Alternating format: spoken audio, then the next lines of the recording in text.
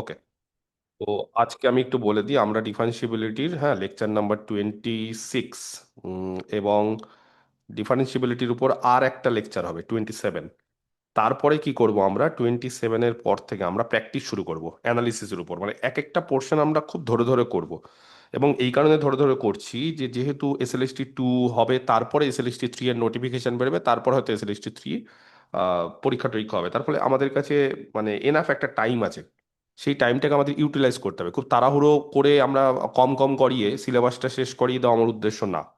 মানে আমার উদ্দেশ্যটা যে সিলেবাসটা যদি শেষ করে দিই, তাহলে হয়তো আমি পার পেয়ে গেলাম বা আমার হয়তো রিল্যাক্সেশন হলো, কিন্তু তার ফলে কি হয়, সিলেবাস শেষ করে দিলে তোমরা বাড়িতে কতটা পড়বে আমি জানি না, হয়তো একটা রিভিশন দেবে, কিন্তু সেটা আমার সাথেই চলুক না। মানে আমিও তোমাদের ক্লাস নেবো, সঙ্গে যেই পোর্শনগুলো হয়ে যাবে সেগুলো রিভিশন দেবো, তোমরাও বাড়িতে রিভিশন দেবে, তার উপর প্র্যাকটিস থাকবে, মক টেস্ট থাকবে। মানে আমি যতক্ষণ না অব্দি SLST-টা হচ্ছে ততক্ষণ অব্দি আমি থাকবো তোমাদের সঙ্গে এবং ক্লাস নিয়ে যাব। এরকম না যে আমার কোর্স কমপ্লিট এবার তোমরা নিজের মতো পড়ো, এরকম জিনিসটা হয় না আমার কাছে, ঠিক আছে? তো যখন আমি দায়িত্ব নিয়েছি আমরা করতে থাকবো, সেই কারণে আমি একটু এখন আহ, মানে কি বলবো যে আস্তে আস্তেই যাচ্ছি, এগোচ্ছি, খুব তাড়াহুড়ো খুব স্পিডে এগোচ্ছি না। এবং আমার মনে হয় যে এখন আস্তে আস্তে এগোলে তোমাদের লাভটা বেশি। আর এরপর কিছু অঙ্ক থাকবে যেগুলো কমন থাকবে, যেগুলো পরীক্ষা টরীক্ষা আসে, কিছু অঙ্ক করাবো যেগুলো একটু হার্ড টাইপের, যেগুলো হয়তো কোশ্চিন কঠিন হলে আসতে পারে, এই ধরনের সমস্ত কিছু আমরা করাবো। তো আমরা ডিফারেন্সিবিলিটির আর একটা লেকচার নেব।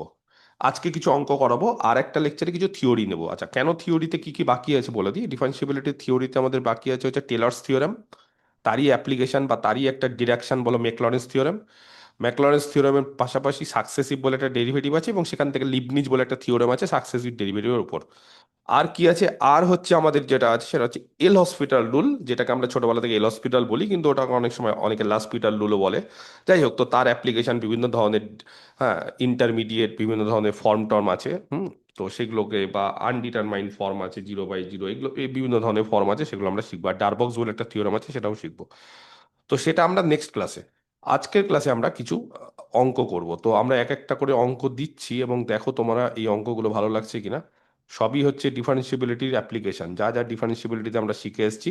এর আগের ক্লাসে দেখবে আমরা Rolle's theorem, mean value theorem, তারপরে মিন ভ্যালু থিওরেম, দু প্রকার, একটা ল্যাগ্রাঞ্জ একটা কচি, সেগুলো সব করে এসেছি। ইভেন তার আগের ক্লাসে ডেরিভেটিভের ফর্মুলাগুলো বা কোনটা ডেরিভেটিভ বা ইনক্রিজিং ডিক্রিজিং এগুলো সব শিখেছি, সেগুলোরই আজকে কিছু অঙ্ক করাবো। কেমন? ভালো ভালো অঙ্ক, সব পরীক্ষায় এগুলো কিন্তু আসার চান্স আছে। তো 1 নম্বর একটা ফাংশন নিচ্ছি। একটা ফাংশন, ফাংশনটাকে আমরা এফ বলছি। ফাংশনটা হচ্ছে আর থেকে আরে, ঠিক আছে? আর থেকে আরে। আচ্ছা, ফাংশনটা স্যাটিসফাই করছে, এই কন্ডিশনটাকে স্যাটিসফাই করছে। কেমন? এই যে ফাংশনটা এফ, সেটা কোথা থেকে কোথায় ভালো করে দেখতে হবে, রিয়াল অ্যানালিসিস করাচ্ছে বলে আর থেকে আরে। আর এই ফাংশনটা এই কন্ডিশনটাকে স্যাটিসফাই করছে। কন্ডিশনটা খুব ইম্পর্টেন্ট একটা কন্ডিশন, সেটা হচ্ছে ফাংশন অফ এক্স, f(x - fy) তার mod less than equal to x - y তার whole square for all xy belongs to R. ঠিক আছে? ভালো করে কন্ডিশনটা দেখো কি বলে দিয়েছে। বলছে তাহলে এরকম যদি একটা কন্ডিশন দেওয়া হয়, তাহলে MCQ এর ক্ষেত্রে কিন্তু 4টে অপশন বিভিন্ন রকম থাকবে। MCQ গুলো নিয়ে আমরা পরে আলোচনা করব সব থরলি। এখন আপাতত আমি বলে দিই যে ফাংশনটা দেখাতে হবে যে একটা কনস্ট্যান্ট ফাংশন। আচ্ছা, MCQ যখন থাকবে তখন বিভিন্ন রকম থাকবে, যে এফটা দেখাও একটা লিনিয়ার ফাংশন কিনা, একটা কোয়াড্রেটিক ফাংশন কিনা, একটা কনস্ট্যান্ট ফাংশন কিনা, এরকম 4-5টা অপশন থাকবে। তার মধ্যে থেকে আমাদের আসল যে উত্তরটা সেটা কি হবে, বলছে এফ হচ্ছে একটা কনস্ট্যান্ট ফাংশন হবে। এটা আমাদের সঠিক অ্যান্সার, ঠিক আছে? আচ্ছা, শুধু এটা মনে রাখলেই হবে না, আমাদেরকে কেন সেটাও জানতে হবে। পরীক্ষার সময় যখন ধরো যে SSC হবে, তখন হয়তো তুমি বুঝে গেলে যে সুদীপ স্যার তো এই অঙ্কটা করিয়ে দিয়েছে, তার ফলে এই অঙ্কটা যদি থাকে সঙ্গে সঙ্গে তুমি কনস্ট্যান্ট উত্তরটা লিখে দিলে। সেটা একটা লাভ হয়, প্র্যাকটিসের এটাই একটা লাভ, যে প্র্যাকটিস যখনই করতে থাকবে দেখবে তোমার উত্তরটা মুখস্থ হয়ে গেছে বা কোশ্চিনটা তোমার মুখস্থ হয়ে গেছে, প্লাস ওই কোশ্চিনের কি উত্তর সেটাও তোমার মনে থেকে গেছে। এটা কিন্তু প্রচুর প্র্যাকটিস করলে বা রিভিশন দিলে একটা লাভ।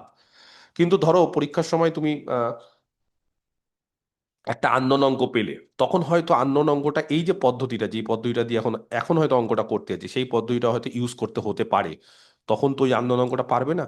সেই জন্য আমাদের কি শুধুমাত্র অঙ্কের উত্তর মুখস্থ করলে হবে না, পাশাপাশি আমাদের অঙ্কটার কি করে উত্তরটা এসছে সেই টেকনিকটাও কিন্তু আমাদের জানতে হবে। কেমন?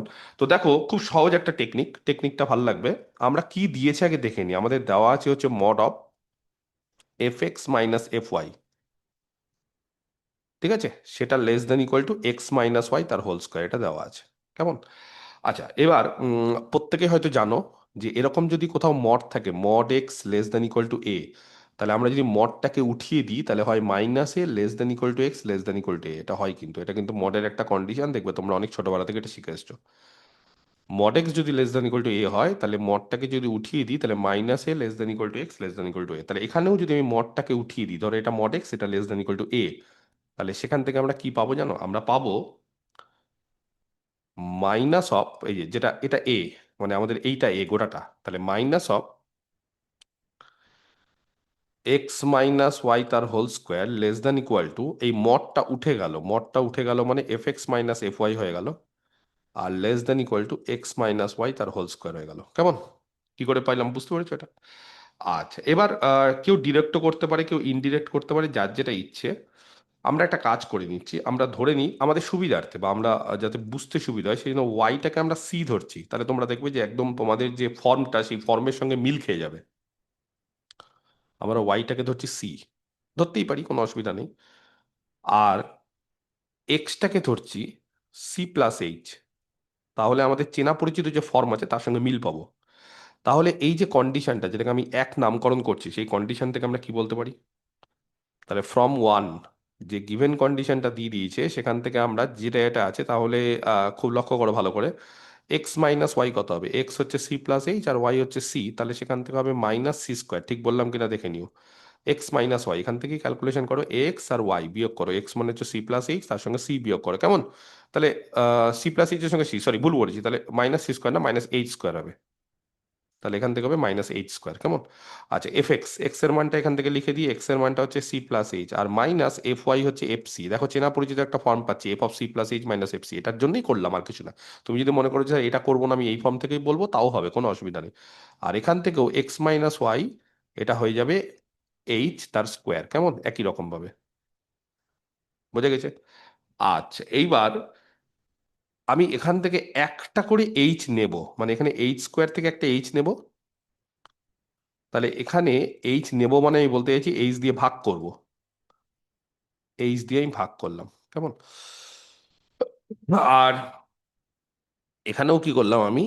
এইচ দিয়ে ভাগ করলাম, তবে মাথায় রাখতে হবে এইচ দিয়ে ভাগ করার ফলে এইচ যাতে জিরো না হয়, এইচটা কিন্তু জিরো হবে না, এটা কিন্তু মাথায় রাখতে হবে, কারণ তুমি নিচে এইচ আনছো মানে এইচটাকে জিরো হওয়া যাবে না। তো এইচটাকে আমরা জিরো নেবও না, এবং এইচটা জিরো না নিয়ে আমরা কি করব? আমরা সব সাইডে লিমিট লাগাবো, লিমিট মানে এর উপরও লিমিট লাগাবো, এটার উপরও লিমিট লাগাবো। এবার যদি বলো sir limit H tends to zero আপনি যে বললেন, তার মানে এইচ তাহলে জিরো না? বলছে না, এইচ জিরো না, এইচ জিরো না বলেই তো এইচ দিয়ে ভাগ করতে পেরেছি। এবার স্যান্ডউইচ বলে একটা থিওরেম ছিল, দেখবে হয়তো থিওরেমটা আমি সিকোয়েন্সের ক্ষেত্রে করিয়েছিলাম, কিন্তু লিমিটের ক্ষেত্রেও দেখবে স্যান্ডউইচ থিওরেম ছিল। লিমিটের ক্ষেত্রে মানে লিখিয়ে দিয়েছি খুব সম্ভবত, আমার মনে পড়ছে না, কিন্তু স্যান্ডউইচ থিওরেমটা এরকম ছিল। আমি আরেকবার বলে দিই, স্যান্ডউইচ মানে বুঝতেই পেরে গেছো যে দুটো সাইড, এই যে দুটো সাইড, এই দুটো সাইডে সিকোয়েন্স বলো বা ফাংশন বলো যাই বলো, তারা যেখানে কনভার্জ করবে, এইটা আর এইটা দুটো যেখানে কনভার্জ করবে, মাঝখানে যে ফাংশন বা সিকোয়েন্সটা থাকবে যাই থাক, সেটাও সেখানেই কনভার্জ করবে। তাহলে কে বলতে পারে এই মাইনাস এইচ, এইচ যেহেতু জিরোতে আছে, তাহলে এই মাইনাস এইচ কোথায় কনভার্জ করবে বলো কেউ একজন? আমি তোমাদের মাইক অন করে দিলাম। জিরোতে স্যার, জিরোতে। জিরোতে। জিরোতে স্যার। আর এটাও জিরোতে কনভার্জ করবে, তার ফলে এই দুটো যদি জিরোতে কনভার্জ করে তাহলে মাঝখানে যেটা আছে limit H tends to zero F of C plus H minus F C by H, এটাও বলছে জিরোতে কনভার্জ করবে। আর জিরোতে এইটা কনভার্ট মানে করবে। কি? এইটা মানে এফ ড্যাশ হচ্ছে, অফ সি জিরো। এটা মানে হচ্ছে industry. F dash C equal to zero. তাহলে এটাই তো জিরো। হচ্ছে F dash C, F dash C মানে এটাই তো ফাংশনের ডেরিভেটিভ, এটাই তো দেখবে আমরা ডেফিনেশনে লিখে দিয়েছি। তাহলে এফ ড্যাশ সি জিরো, এবং তোমরা সকলেই জানো এফ ড্যাশ সি যদি জিরো হয় যে কোনো সি এর জন্য, দেখো আমরা সিটাকে আরবিটারি নিয়েছি, যদি বলো কেন স্যার আরবিটারি, আরে বাবা এক্স ওয়াই তো আরবিটারি, তাহলে সি আরবিটারি হবে না? তাহলে আমরা এটা যে কোনো সি যদি তুমি নিয়ে নাও তার জন্য এটা হবে। বোঝা গেছে? তাহলে বলো, কারোর ডেরিভেটিভ যদি কনস্ট্যান্ট হয় তাহলে ফাংশনটা কি হয়? সব সময় কনস্ট্যান্ট। তাহলে এফ সি যে কোনো সি এর জন্য কনস্ট্যান্ট, বা এফ এক্স, এফ সির জায়গায় যেহেতু আমি যে কোনো সি বলে দিচ্ছি, তাহলে এফ এক্স যে কোনো এক্স এর জন্য কনস্ট্যান্ট। এখানে যে কোনো সি, এবার যে কোনো সি এর জায়গায় আমি যে কোনো এক্সও বলতে পারি, ব্যাপারটা একই। তার ফলে ফাংশনটা কি হয়ে যাবে? ফাংশনটা হয়ে যাবে একটা কনস্ট্যান্ট ফাংশন। এই অঙ্কগুলো কিন্তু পরীক্ষাতে খুব আসে, এটা এসকে মাপারও অঙ্ক। এবার যেটা পরীক্ষায় আমাদের এক্সট্রা জানতে হবে, পরীক্ষাতে যাতে এই অঙ্কটা যদি না আসে এবং এই টাইপের যদি অন্য অঙ্ক আছে, তার জন্য আমাদের এক্সট্রা কি জানতে হবে। গোটা রাজ্যের বা ওয়েস্ট বেঙ্গলের বেশিরভাগ ছাত্র যারা পড়াশোনার মধ্যে আছে, যারা ম্যাথ অনার্স নিয়ে পড়েছে বা যারা এসএসসির জন্য খাটাখাটনি করছে, তারা প্রায় প্রত্যেকে এই অঙ্কটা করেছে বা এই অঙ্কটার উত্তর মুখস্থ থাকে। তাহলে তোমরা এক্সট্রা কি জানবে, ওরাও পাবে, তোমরাও ওরাও এই কোশ্চিনটা পারলে পেলে ওরাও পারবে, তোমরাও এই কোশ্চিনটা পেলে তোমরাও পারবে। তাহলে এই কোশ্চিনটা পড়ে গেলে তোমরা পারবে, কিন্তু এর থেকে যদি কিছু একটু আলাদা পড়ে, তাহলে যাতে আমরাই শুধুমাত্র পারি সেটাই আমাদের দেখতে হবে। তার জন্য আমাদের কি করতে হবে, আমাদের এক্সট্রা একটা জিনিস আমি তোমাদের বলে রাখছি। যদি mod of F x minus F Y, এটাও জানে, জানে না সেটা না, এটাও কিছু জন জানে, কিন্তু অনেকে শুধুমাত্র স্কোয়ার দিয়েই করে। তারপর আর স্কোয়ারের পর যদি অন্য কিছু থাকে, হয়তো কিউব থাকলো পরীক্ষার হলো, তখন হয়তো ভাবতে পারে যে কোশ্চিনটা মনে হয় কোশ্চিনটা ভুল আছে মনে হয়, আমরা তো স্কোয়ার দিয়ে পড়েছি, এখানে কিউব আছে। না, কোশ্চিন ভুল নেই, কোশ্চিন কিউব দিয়েও থাকতে পারে। কি দিয়ে থাকতে পারে বা কি থাকলে কি হবে একটু দেখে নি। বলছে mod of F x minus F y যদি এরকম থাকে, mod of x minus y whole to the power alpha. এবার যদি বলো sir mod of x minus y, আর আপনার কোশ্চিনে তো এক্স মাইনাস ওয়াই আছে, আমি যদি এখানে মড দিতাম, স্কোয়ার থাকা মানে মড, মড দাও বা না দাও একই, যেহেতু এখানে স্কোয়ার আছে। স্কোয়ার মানে কারোর যে কোনো রিয়াল নাম্বারের স্কোয়ার কোনদিন নেগেটিভ হতে পারে না। তার ফলে আমি এখানে মড এখানে আছে হয়তো, কিন্তু এখানে নেই, কিন্তু এখানেও যদি মড দাও, মড দেওয়া আর না দেওয়া এখানে সম্পূর্ণরূপে একই হতো। কেন একই হতো, যেহেতু এখানে স্কোয়ার আছে বলে। ব্যাপারটা বুঝতে পারছো, স্কোয়ার যদি না থাকতো তাহলে কিন্তু আমাদের অবশ্যই মড দিতে হতো, যেমন এই কোশ্চিনটাতে মড দেওয়া আছে, তাহলে মড অফ এক্স মাইনাস হয় তার পাওয়ার আলফা, যেখানে আলফার মানটা একের থেকে বেশি হতে হবে। কি বললাম, একের থেকে বেশি। যদি বলো স্যার একের থেকে বেশি মানে দুই, ইয়েস, তিন, ইয়েস স্যার, তিনের দুই হতে পারে, 1.5, হ্যাঁ তাও হতে পারে, মানে এরকম ব্যাপার না যে এটা পূর্ণ সংখ্যাতেই হতে হবে। আলফা পূর্ণ সংখ্যা বা দুই তিন চার পাঁচ হবে তার কোনো মানে নেই। আলফা যদি তিনের দুইও হয়, আলফা যদি দেড়, তিনের দুইও যদি হয়, তাহলেও বলছে ফাংশনটা কনস্ট্যান্ট হবে। যদি বলো কেন স্যার, কি লজিকে বলছেন, লজিকটা এটাই যে তোমাকে তোমাকে এখান থেকে দেখো, এই যে এখানে স্কোয়ার আছে বলে এটা স্কোয়ার হলো, স্কোয়ার থাকার ফলে আমাকে একটা এইচ কে নামাতে হলো এখানে, আর এখানে একটা করে এইচ থাকলো। এবার ধরো এখানে স্কোয়ার না থেকে যদি এখানে তিনের দুই থাকতো, তাহলে তিনের দুই থাকলে ধরো এখানে তিনের দুই আছে, সাপোজ এখানে তিনের দুই আছে, তাহলে কি হতো, তাহলে একটা এইচ নামলে এখানে H to the power half হতো, এখানে H to the power half হতো, কোনো অসুবিধা হতো না। H to the power half হলেও এটা জিরোতে কনভার্জ করছে, এখানেও H to the power half হলে জিরোতে কনভার্জ করছে, তার ফলে জিনিসটা সেম থাকতো। তাহলে এই জায়গাটা আমার যে করে হোক এইচ এর পাওয়ারটা একের থেকে বেশি হতে হবে, তাহলেই আমি একটা এইচ কে এখানে নামালেও এইচ যুক্ত টার্ম থাকবে। আর যদি এখানে শুধু এইচ থাকতো, একটাই এইচ, তাহলে এইচ কে নামিয়ে দিলে এখানে আর জিরো যুক্ত টার্ম বা এখানে কোনো এইচ যুক্ত টার্ম থাকতো। এইচ যুক্ত টার্ম না থাকার ফলে এখানে তুমি লিমিটটাকে কিছুতেই জিরো করতে পারতে পারতে না। সেই জন্য তোমাকে লক্ষ্য করতে হবে এই এইচ এর পাওয়ার অ্যাট এনি কজ যাতে করে একের বেশি থাকে, তার ফলে একটা এইচ কে নামাতে হবে। আর এইচ এর পাওয়ার একের বেশি থাকার সূত্রই হচ্ছে এই যে এক্স মাইনাস ওয়াই বা mod of x minus Y, তার পাওয়ারটা একের থেকে বেশি থাকতে হবে। সেই কারণে দেখো এখানে পরিষ্কার বলে দিয়েছে যে যে আলফাটা, যেটা mod of x minus Y তার পাওয়ার আছে, সেই পাওয়ারটাকে অবশ্যই আমাদের কি হতে হবে, সেই পাওয়ারটাকে অবশ্যই আমাদের একের থেকে বেশি হতে হবে, তাহলেই কিন্তু ফাংশনটার ডেরিভেটিভ জিরো হবে এবং অ্যাজ এ রেজাল্ট ফাংশনটা কনস্ট্যান্ট হবে। এটা মনে থাকবে। তাহলে পরীক্ষাতে অনেক সময় কি করে, চালাকি করে ওরা দুই না দিয়ে তিনের দুইও দিয়ে দিতে পারে, বা তিন দিতে পারে, বা অন্য কোনো পাওয়ার দিতে পারে। যাই দিক, একের থেকে যদি বেশি হয়ে যায় আলফা, তাহলেই মাথায় রাখবে ফাংশনটা কনস্ট্যান্ট। মনে থাকবে। ক্লিয়ার? কারো কোনো সমস্যা এটা নিয়ে? আচ্ছা, বলছি এখানে এইচটা পজিটিভ বা নেগেটিভ তার উপর তো কোনো কিছু নির্ভর করবে না, না? এইচ তো তুমি এখানে, এখানে তো তুমি আরবিটারি নিচ্ছ, তুমি চেষ্টা করবে এখানে এইচটাকে পজিটিভ নিয়ে নিতে, আর এখানে যেহেতু মড আছে তো সমস্যা হবে না। স্যার কটা ক্লাস হলো টোটাল? এই যে এখানে কোনো সমস্যা হবে না, ঠিক আছে, কোনো সমস্যা। এইচকে তোমাকে জিরো, দেখো ব্যাপারটা সেটা না, এইচকে তো তোমাকে জিরোর কাছাকাছি নিয়ে যেতে হবে না। আমি এর আগের দিনে বলেছি পঙ্কজ, যে জিরোর কাছাকাছি যেতে গেলে তোমাকে দু উপায়ে যেতে পারো। একটা হচ্ছে তুমি প্লাস দিয়ে যেতে পারো, মাইনাস দিয়ে যেতে পারো, কোনো ফ্যাক্টর না এখানে, এখানে খুব একটা ফ্যাক্টর না। মানে এখানে আমি একদম এফ ড্যাশটা করছি তো, তুমি যদি বলো এটাকে এফ ড্যাশ না করে আমি আর এফ ড্যাশ আর এল এফ ড্যাশ করবো, তাও হবে। তাহলে তোমাকে আরো সময় লাগবে, এল এফ ড্যাশ আর এফ ড্যাশ করে একবার এইচ কে তুমি জিরো প্লাস নাও জিরো মাইনাস নাও, আননেসেসারি টাইম নষ্ট। ব্যাপারটা একই থাকবে। হুম, সেই জন্য আমরা ডিরেক্টলি কি করেছি, আমরা এইচটাকে একদম ডিরেক্ট জিরো করেছি, প্লাস মাইনাসে যেতে চাইনি। কেমন, রেজাল্ট হুম, চেঞ্জ হবে না। তুমি যদি মনে করো যে স্যার আমি না, প্লাস বাই মাইনাসে হুম, যেতে পারো, হবে না রেজাল্ট চেঞ্জ। না না, যাইনি না কেন হবে, কারণ ওই ইনইকুয়ালিটিটা তখন একদম চেঞ্জ হয়ে যাবে, ইনইকুয়ালিটি আছে উল্টো বলে ইনইকুয়ালিটি চেঞ্জ হবে, কারেক্ট। যেহেতু এখানে আছে, চেঞ্জ তুমি হবে। যদি এখানে নাও তাহলে উল্টো হুম। পাল্টা হয়, কিন্তু আলটিমেটলি হ্যাঁ যেহেতু হ্যাঁ এই হ্যাঁ সাইডে হ্যাঁ, আছে জিরোতে আছে, একই একই একই একই একই একই। আসবে, মাঝখানে একটা জিরোতে আসবে, correct, very good. X equal to c plus এইচটা একটু বলে।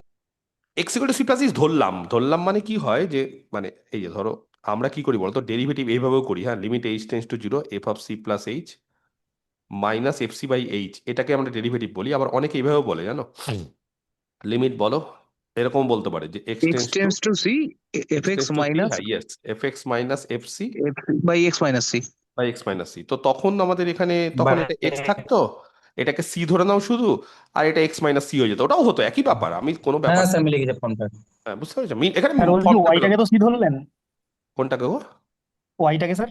ওয়াইটাকে সি ধরলাম জাস্ট, আর কিচ্ছু না। আর স্যার নিচে লাস্ট লাইনটা যেটা লিখেছেন ওই অঙ্কটারই মানে হুম এটা হুম এফ সিটা কনস্ট্যান্ট লিখেছেন এবং এফ এক্সটা এক্স লিখলেন কেন ওখানে? একই ব্যাপার, সি তো আরবিটারি, সি তো কিন্তু আরবিটারি তো আচ্ছা ঠিক আছে। ব্যাপার, সি আরবিটারি মানে সবাই যদি কনস্ট্যান্ট হয় তো সেই জন্য আমি এফ এক্স বলে দিচ্ছি, সি তো আরবিটারি, কোনো অসুবিধা আচ্ছা নেই। আচ্ছা, ঠিক আছে। ঠিক আছে, ঠিক আছে। স্যার যদি ফাংশনটা greater than equal to zero, মানে গ্রেটার দেন ইকুয়াল টু হয় তখন কি হবে? না, তখন এটা বলা যাবে না, তখন অন্য কোনো রেজাল্ট পাওয়া যাবে।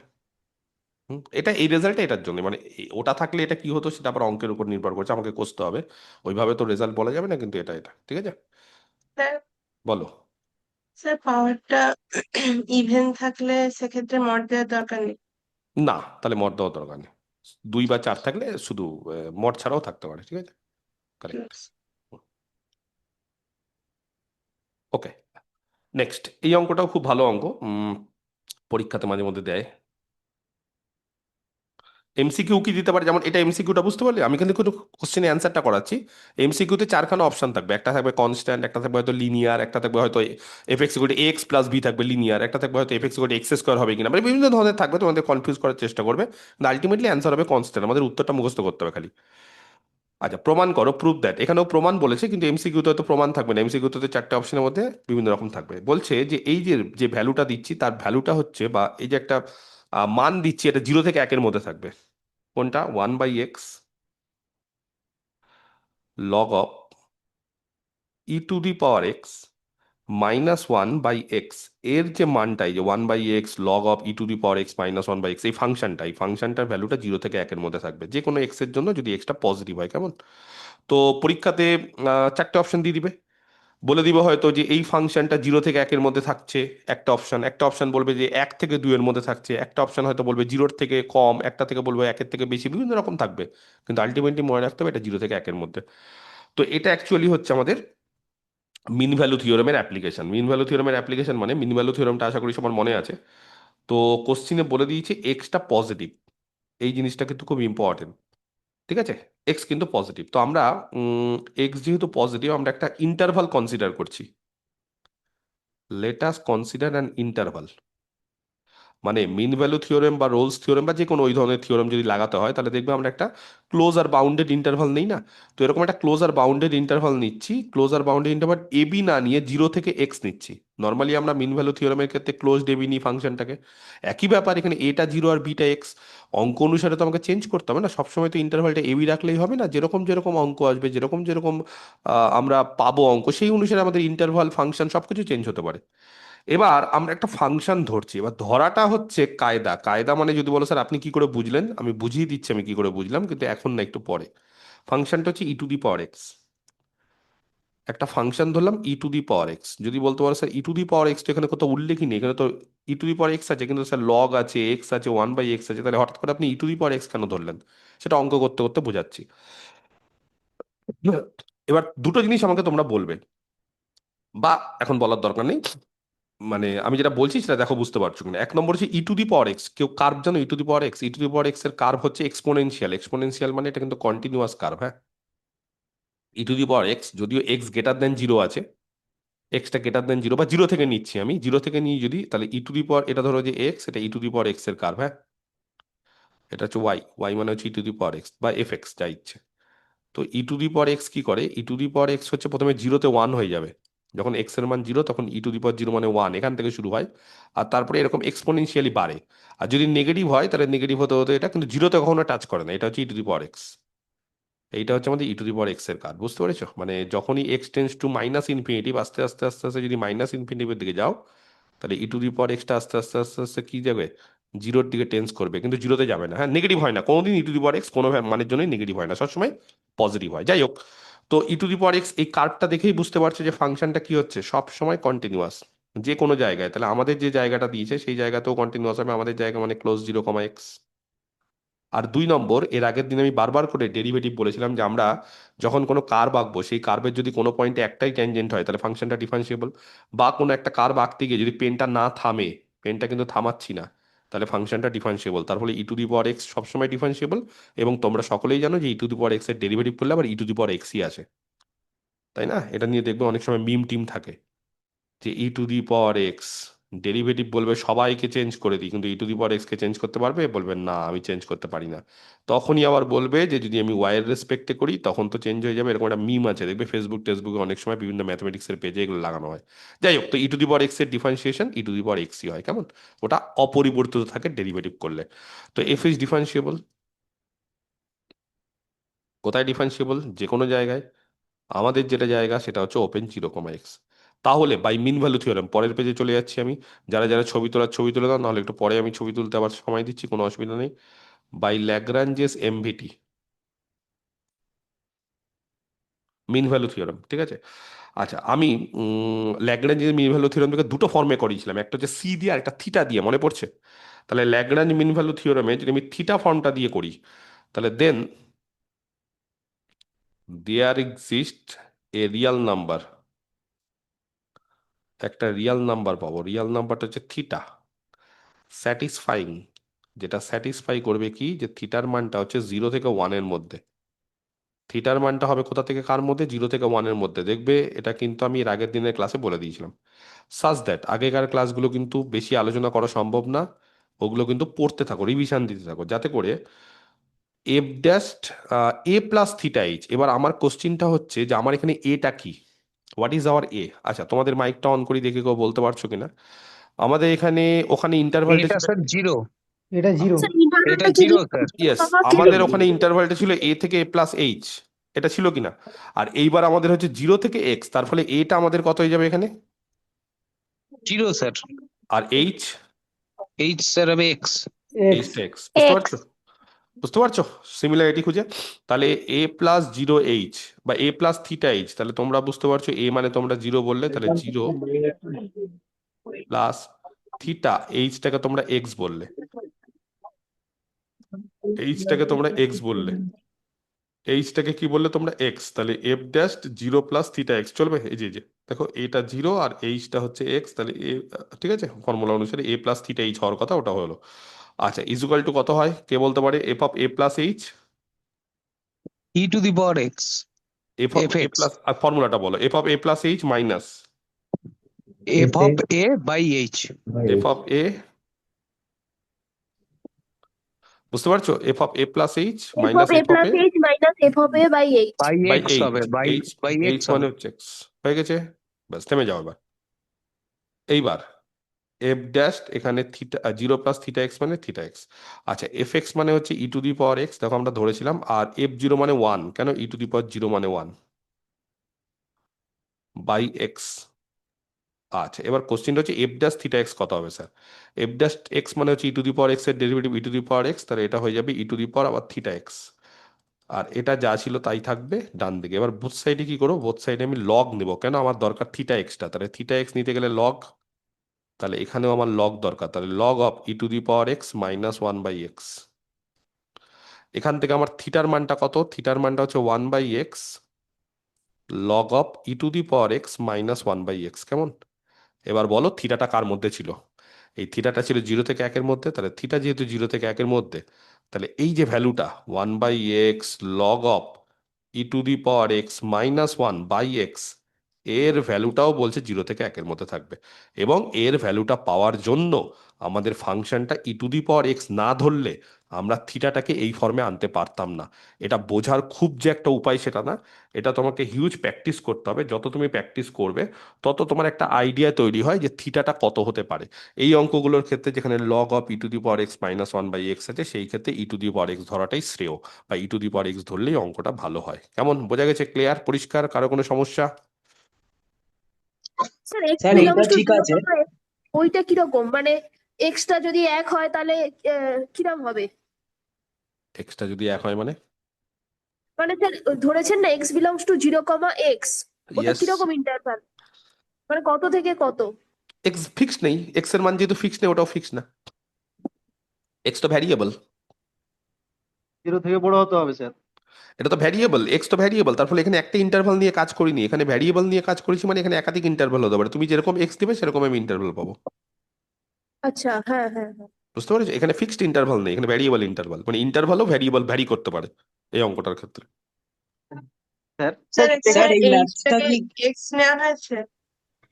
ইয়েস, এখানে এইচটাকে এক্স নেওয়া হয়েছে। কেন এক্সটা নেওয়া হয়েছে? কারণ আমরা এখানে ইন্টারভালটা আমরা এই ধরনের ল্যাগ্রাঞ্জ মিন ভ্যালু থিওরেমে এ থেকে এ প্লাস এইচ ধরি, কিন্তু এখানে হচ্ছে 0 থেকে এক্স, তার ফলে আমাদের এটা 0, তাহলে এ হচ্ছে 0, তাহলে এ থেকে এ প্লাস এইচ, তাহলে এখানে 0 থেকে এক্স, আচ্ছা তার সঙ্গে স্যার, কম্পেয়ার করে দেখো, তাহলে বুঝতে পারবে যে এইচ এর মানটা আমরা কত নিয়েছি। ঠিক আছে স্যার এই ম্যাথসটা কি বলো। কোনোভাবে ইনক্রিজিং ডিক্রিজিং ফাংশনের ওইভাবে করা যেতে পারে? মানে ছোটবেলায় এসএনদেতে এই ধরনের ম্যাথস ছিল আর কি, ওই করতে জন্য পারো, করা যায়, করতে তাই তো? পারো, করতে পারো না সেটা না, করতে পারো। এগুলো ক্ষেত্রেও মানে অন্যভাবেও করা যায়, ইনক্রিজিং ডিক্রিজিং এর ক্ষেত্রেও করা যায়, কিন্তু আমার মনে হয় সেটাতে একটু বেশি খাটতে হবে, কারণ তখন দুটো ইনইকুয়ালিটি করতে হবে তোমাকে। একবার দেখাতে হবে এটা লেস হ্যাঁ দেন, হ্যাঁ। একবার এটা গ্রেটার দেন 0। করা যায় এগুলো, ঠিক বলেছো, খারাপ কথা বলোনি। ইভেন টেলার্স দিয়ে অনেক সময় করা যায়, কারণ এগুলো তো সবই থিওরেম গুলো টেলার্স এর অ্যাপ্লিকেশন, এগুলো দিয়ে করা যায়।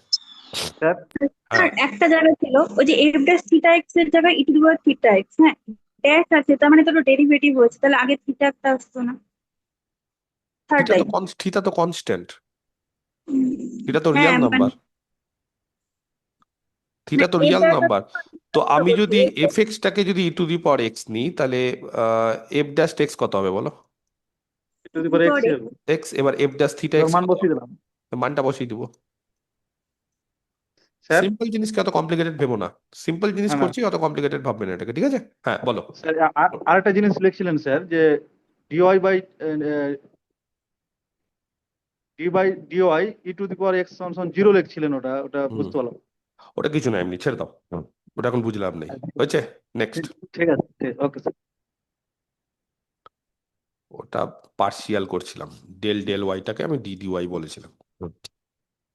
আচ্ছা, 3 নম্বর, একটা ফাংশন নিচ্ছি এফ এক্স। সেই ফাংশনটা ভালো করে লক্ষ্য করো।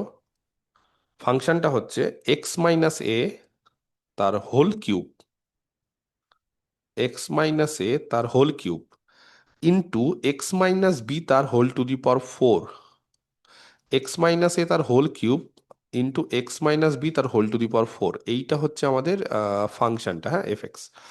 আচ্ছা, কোথায় আছে ফাংশনটা? অন ক্লোজড এ বি, এ থেকে বি এর মধ্যেই, এই যে এ আর বি আছে এখানে এ বির মধ্যেই আছে, ঠিক আছে? তাহলে ভেরিফাই করো,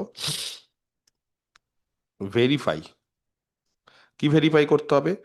যে রোলস থিওরেম,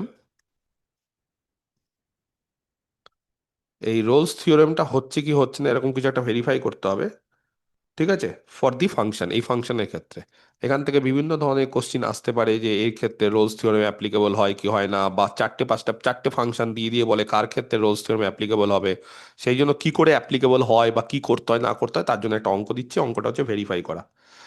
তো রোলস থিওরেম যদি ভেরিফাই করতে হয়, মানে রোলস থিওরেম অ্যাপ্লিকেবল হচ্ছে কি হচ্ছে না, হুম, বা ঠিকঠাক আমরা জানি কিনা, তাহলে প্রথম কাজ হচ্ছে রোলস থিওরেমের যে 3খানা কন্ডিশন সেটা স্যাটিসফাই করছে কিনা, রোলস থিওরেমের যে 3খানা কন্ডিশন সেটা স্যাটিসফাই করছে কিনা। আচ্ছা, রোলস থিওরেমের প্রথম যে কন্ডিশনটা, ফাংশনটা অলরেডি বলে দিয়েছে, ফাংশনটা দেখো পলিনোমিয়াল, হ্যাঁ, পলিনোমিয়াল মানে বুঝতে পেরেছো, মানে x−a তার হোল কিউব আকারে ভাঙো, আর x−b তার হোল টু দি পাওয়ার 4 আকারে ভাঙো, তাহলে এটা একটা 7 ডিগ্রি পলিনোমিয়াল, 7 ডিগ্রি। x³ আর x⁴ যদি গুণ করো তাহলে x⁴ হবে, মানে পলিনোমিয়াল। আর যখনই কোনো ফাংশন পলিনোমিয়াল আকারে পেয়ে যাবে না, তখন চোখ বন্ধ করে বলে দিতে পারবে ফাংশনটা কন্টিনিউয়াস, কোনো দ্বিধা নেই। যে কোনো পলিনোমিয়াল কি হয়, সবসময় কন্টিনিউয়াস হয়, এবং শুধুমাত্র কন্টিনিউয়াসও না, যে কোনো পলিনোমিয়াল ডিফারেন্সিয়েবল হয়। তাহলে একদম এই দুটো জিনিস যদি ফাংশনটা এক্স এর পলিনোমিয়াল আকারে যদি লিখতে পারো, তাহলে একদম ডিরেক্টলি বলে দিতে পারবে ফাংশনটা কন্টিনিউয়াসও হচ্ছে ক্লোজ ইন্টারভালে এবং ওপেন এবিতে ডিফারেন্সিয়েবল হচ্ছে। শুধু ক্লোজ বা ওপেন না, সব জায়গাতেই হয়, কিন্তু আমার যেটা দরকার আমি সেটা খালি নিচ্ছি। আর নাম্বার 3, 3 নম্বর যেটা, সেটা হচ্ছে এফ এ আর এফ বি সমান কিনা। আছে এফ এ, ভালো করে এক্স এর মানটা এ বসিয়ে দেখো, দেখো এই পোর্শনটা 0 চলে এসছে, কেমন? তাহলে এফ এ 0। আর এফ বি, এক্স এর জায়গায় বি বসিয়ে দেখো, তাহলে এফ বিটাও 0 হয়ে গেছে। তার মানে রোলস থিওরেমের যে 3খানা কন্ডিশন সেটা স্যাটিসফাই করছে। তাহলে দেন এফ স্যাটিসফাইজ,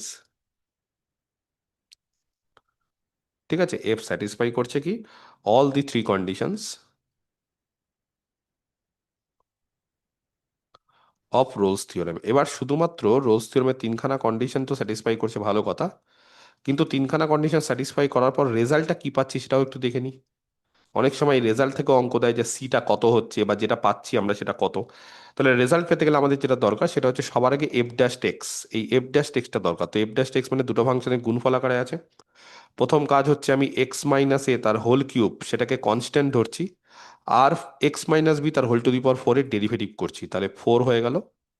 আর এখানে হয়ে গেল এক্স মাইনাস বি তার কিউব, ঠিক আছে, প্লাস পরেরটা আমরা কি করছি, এক্স মাইনাস বি তার হোল টু দি পাওয়ার 4, এই যে এইটাকে আমরা কনস্ট্যান্ট ধরছি, আর এখানে 3 ইন্টু এক্স মাইনাস এ তার হোল স্কোয়ার। তাহলে এখান থেকে কমন টমন নিলে যেটা পড়ে থাকে সেটা হচ্ছে এক্স মাইনাস এ তার হোল স্কোয়ারকে কমন নিচ্ছি, আর এক্স মাইনাস বি তার হোল কিউবকে কমন নিচ্ছি। তাহলে এখানে পড়ে থাকবে 4 ইন্টু এক্স মাইনাস এ, দেখে নাও আমি ঠিক করছি কিনা, প্লাস এখানে পড়ে থাকবে 3 ইন্টু এক্স মাইনাস বি, এবং এখান থেকে যেটা ক্যালকুলেশন করে আমরা পাবো সেটা হচ্ছে এক্স মাইনাস এ তার whole square into x minus B তার হোল কিউব, আর এখানে যেটা পাবো সেটা হচ্ছে 7x minus 4a minus 3b। এবার এই এফ ড্যাশ টেক্স ইকুয়াল টু যদি 0 হয়, তাহলে এফ ড্যাশ টেক্স ইকুয়াল টু 0 থেকে আমাদের এমন একটা সি পেতে হবে বা এমন একটা পয়েন্ট পেতে হবে যেটা এ আর বি এর মানে মাঝখানে ওপেনে থাকে। তো এখান থেকে দেখো আমাদের এফ ড্যাশ টেক্স যদি 0 হয় তাহলে এখান থেকে এটাও 0 এটাও 0, কিন্তু আমাদের এক্সটা এ আর বি হলে চলবে না। তাহলে আমাদের এখান থেকে যেটা দরকার সেটা হচ্ছে 7x minus 4a minus 3b equal to 0। আর সেখান থেকে আমরা বলতে পারি এক্স এর মানটা যেটা হবে সেটা হচ্ছে 4a প্লাস 3b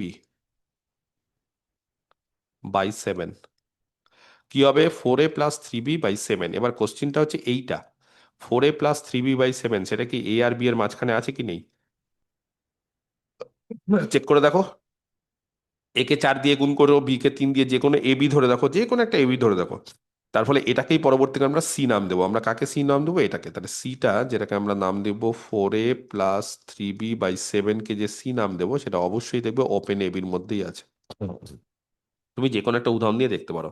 অতএব আমরা এরকম একটা F dash C equal to 0 পাচ্ছি। কথা বোঝা গেছে? এই হচ্ছে আমাদের রোলস থিওরেমটাকে ভেরিফাই করলাম। আচ্ছা, আমি এই অঙ্কটা শুধুমাত্র ভেরিফাই করানোর জন্য না, আরেকটা বিশেষ কারণে করালাম। কি, অনেক সময় পরীক্ষাতে এই ধরনের অঙ্কতে বলে সি এর মানটা কত হবে বের করো, যেই সিটার জন্য রোলস থিওরেম স্যাটিসফাই করবে। কথাটা বুঝতে পারি? যেমন এখানে সি এর মানটা কত হলো, 4a প্লাস 3b বাই 7। তো এরকম সি এর মানটা তোমাকে বের করতে দিতে পারে যে রোলস থিওরেম অনুসারে F dash C equal to 0 হবে, তাহলে সিটা কত, চারটে অপশন দিয়ে দিবে। তো একটা ফর্মুলা আছে, জানি না মনে রাখতে পারবে কিনা, কিন্তু যারা যারা খুব বেশি প্র্যাকটিস করে তাদের এটা মুখস্থ হয়ে যায়। যদি এফ এক্স কোনোদিন দেখো যে পরীক্ষায় এরকম দিচ্ছে এক্স মাইনাস এ তার whole to the power m into x minus B তার whole to the power n, একটা এম একটা এন, দুটো পাওয়ার আলাদা, দুটো সেম হলেও একই হতে পারে, কোনো অসুবিধা নেই। যদি এরকম কোনো এবির মাঝখানে ক্লোজড এবির মধ্যে যদি এরকম কোনো এফ এক্স দেয়, তাহলে then f dash C equal to 0 হবে ফর কোন সি এর জন্য? সেই সিটা হবে এন এ, এন এ মানে বুঝতে পেরেছো, যেটা এক্স মাইনাস বি এর পাওয়ার তার সঙ্গে এ, আর যেটা এক্স মাইনাস এ এর পাওয়ার তার সঙ্গে B by M plus N. অনেকটা হচ্ছে একটা স্ট্রেট লাইন, সেই স্ট্রেট লাইনে যদি এরকম একটা মাঝখানে পয়েন্ট থাকে, মাঝখানে ঠিক না, একটা পয়েন্ট যদি এটাকে এম ইস টু এন অনুপাতে ভাগ করে, তাহলে যেরকম ভাবে, হ্যাঁ, ওই কি বলবো, যে অন্তস্থ আর বহিস্থ ভাবে যদি কোনো একটা বিন্দু কোনো একটা সরলরেখাকে ভাগ করে, অন্তস্থ বিন্দু বহিস্থ বিন্দু, তাহলে যে ফর্মুলাটা হয় সেই ফর্মুলাটা এটা দিয়ে মনে রাখতে হবে। যদি এটা মনে রাখতে পারো তাহলে দেখো এই ফর্মুলাটাই কিন্তু আমরা এখানে ইউজ করেছি। এখানে দেখো আমাদের এম হচ্ছে 3 আর এন হচ্ছে 4, তাহলে প্রথমে এন এ, তারপরে 4a, তারপরে হচ্ছে 3b, mb, আর তারপরে m+n, যোগফল হচ্ছে 7। তাহলে এইভাবে কিন্তু আমরা খুব সহজেই এই ফর্মুলাটা মুখস্থ করতে পারি, কারণ অনেক ক্ষেত্রে আমি দেখেছি যে এই ধরনের জিনিসগুলো আসে এবং তখন তোমাদের মনে হতে পারে স্যার রোলস থিওরেমটা এসছে অথচ সময়ের অভাবে করতে পারলাম না, কারণ তোমরা এটা দেখেই ঘাবড়ে যাবে অনেকে যে বাপরে বাপরে এত পাওয়ার টাওয়ার দিয়ে আছে লাস্টে করবো, কারণ ডেরিভেটিভ বের করতে সময় লাগবে। কিন্তু না, যদি কেউ এই ফর্মুলাটা মনে রাখতে পারো সি এর, তাহলে কিন্তু এই ধরনের অঙ্ক দেখলে সেকেন্ডের মধ্যে তার অ্যান্সারটা পেয়ে যাবে উইদাউট এনি ক্যালকুলেশন, যেটা আমাদের দরকার। ক্লিয়ার? কারোর যদি কোনো কোশ্চিন থাকে করতে পারো। আমি মাইক অন করে দিচ্ছি, 1 মিনিট, সরি। হ্যাঁ বলো। তাহলে যদি এটা পাওয়ার যদি থাকলো x minus a, x minus b, x minus c টাইপের থাকলো, আরো বেশি তাহলে এই থাকলো, ফর্মুলা তাহলে দিয়ে হবে না, তখন অন্য কিছু দিয়ে করতে হবে। স্যার বলছি 7a 4a প্লাস 3b/7 ওইটা যে ওর মধ্যে সেটা বুঝতে পারছি না। ওই তো কোনো একটা ধরো এটা একটা ধরো এ আর এটা বি, তাহলে এ মাঝখানেই তো হবে না, যে এ যদি আমি বলি যে 4:3 অনুপাতে ভাগ করেছে, তো এগুলো করণই ছোটবেলা থেকে স্ট্রেট লাইনের মাঝখানেই তো হয়। ওটা স্যার ইন্টারনাল বাইসেকশনের জন্য ওটা মাসে হয়ে যাবে। হ্যাঁ, এটা মাঝখানেই হয়, ইন্টারনালি ওটা ইন্টারসেক্ট করছে, আর এটা বহিস্থ হ্যাঁ বিন্দু একটা মাইনাসটা কিন্তু বাইরে হতো। হ্যাঁ হ্যাঁ। স্যার এখানে সি এর ম্যাক্সিমাম বা হ্যালো মিনিমাম কোনো ভ্যালু থাকবে? সি এর কোনো ম্যাক্সিমাম ট্যাক্সিমাম থাকবে না, এটা সি এ বির জন্য এটাই হবে। স্যার ফ্যাক্টরটা তাহলে আমাকে আচ্ছা স্যার বুঝতে আমি হবে ফ্যাক্টরটা তোমাকে যে এক্স মাইনাস বি, তার মানে বিটা ছোট, বিটা বড়, তার Yes. পাওয়ারটা এন ধরবো সবসময়। এটা কোনো ডিপেন্ড করছে, এটা এটা আমি এটা তো ওরকম কোনো ব্যাপার না, তুমি অন্য কিছু ধরতে পারো, তুমি যদি এটা উল্টো পাল্টা ধরো তাহলে সেখানে ফর্মুলাটা উল্টো পাল্টা করে দিও, আমি একটা ধরেছি, ওরকম ব্যাপার না, যেটাই ধরবে মোট কথা এটার সাথে এর পাওয়ার আর এটার সাথে এর পাওয়ার, এই হচ্ছে ব্যাপার। ও এবার পাওয়ার কত এক্সেল ধরবে তোমার ব্যাপার। স্যার এমএন গুলোর ব্যাপারে কিছু বলা যাবে? এমএন গুলো ব্যাপারে কি? হুম, এমএন গুলো কি ইন্টিজার এরকম ব্যাপার স্যাপার আছে? এমএন গুলো হুম? উম, এখানে ইন্টিজার হলেই এই ফর্মুলাটা অ্যাপ্লিকেবল, খুব সম্ভবত। ইন্টিজার না হলে কি হবে এটা দেখে নিও একটু। তবে পলিনোমিয়াল হলে তো ওখানে তো ফ্র্যাকশন এমনি আসবে হ্যাঁ, না। ফ্র্যাকশন এখানে এমনি হবে না, এটা পলিনোমিয়াল, তখন এটা ইন্টিজারের ক্ষেত্রে, হ্যাঁ এমএনটা এখানে ইন্টিজারই ধরেছি, ঠিক আছে। আচ্ছা স্যার আমার একটু আগের পেজে একটা কোশ্চেন ছিল, একটু আগের পেজে যাবেন? বলো। আচ্ছা এইখানে যে ওই মানে এফ সি প্লাস এইচ মানে থার্ড লাইন প্রথম থেকে, hmm, f c plus H minus F c less than equal to h square আর greater than equal to minus h square, ওই লাইনটা থেকে তার পরের লাইনটা কিভাবে হলো বুঝতে পারলাম না। একটা এইচ করে ভাগ করলাম। একটা এইচ দিয়ে ভাগ করে দিয়েছি, অসমীকরণ করে। হ্যাঁ এবার সেই এইচটা তো স্যার নেগেটিভও হতে পারে, তাহলে কি ওটাই তো এইভাবে বললাম, চেঞ্জ হবে? নেগেটিভ হলে এটাকে তখন এখানে চলে যেত, এটাকে তখন এ চলে যেত, ব্যাপারটা একই, উল্টো পাল্টা হলে একই হতো। আমি এখানে এইচটাকে আচ্ছা পজিটিভ ধরার চেষ্টা করেছি, ব্যাপারটা ইনইকুয়ালিটি ঘুরে ফিরে একই হতো, মানে চেঞ্জ হতো, ইনইকুয়ালিটি তো চেঞ্জ হয়ে যেত না, ইনইকুয়ালিটি তো চেঞ্জ হয়ে যেত, আর স্যার তাহলে ঘুরে ফিরে একই থাকতো। হ্যাঁ হ্যাঁ বুঝতে পেরেছি। স্যান্ডউইচ থিওরামটা মানে ওই স্টেপটা না করে তার আগের স্টেপে ডিরেক্ট অ্যাপ্লাই করে দিলেই তো হয়ে যেত মানে মেবি তাহলে। হতেই পারতো, আমি তো বলছি যে অঙ্কের বিভিন্ন পদ্ধতি থাকে, কোনো অসুবিধা নেই। আমি একটা পদ্ধতিতে করছি, সেটা না হয় তুমি যদি মনে করো স্টেপ জাম্প করবো, ইউ ক্যান ডু দ্যাট, কোনো অসুবিধা নেই, ঠিক আছে, কোনো অসুবিধা নেই। আমি এখানে অঙ্কের পদ্ধতি শেখাতে আসিনি, আগেই বলছি, আমি এখানে থিওরি শেখাতে এসেছি আর অঙ্কের উত্তর মুখস্থ করাতে এসেছি, একদম বাস্তব কথা বলছি। আমি এখানে পদ্ধতি শেখাতে আসিনি, তার ফলে পদ্ধতিতে কেউ মাথা ব্যথা করবে না। তোমার যদি মনে হয় যে এর থেকে সঠিক মানে শর্টকাটে করতে পারবো, দিন করো।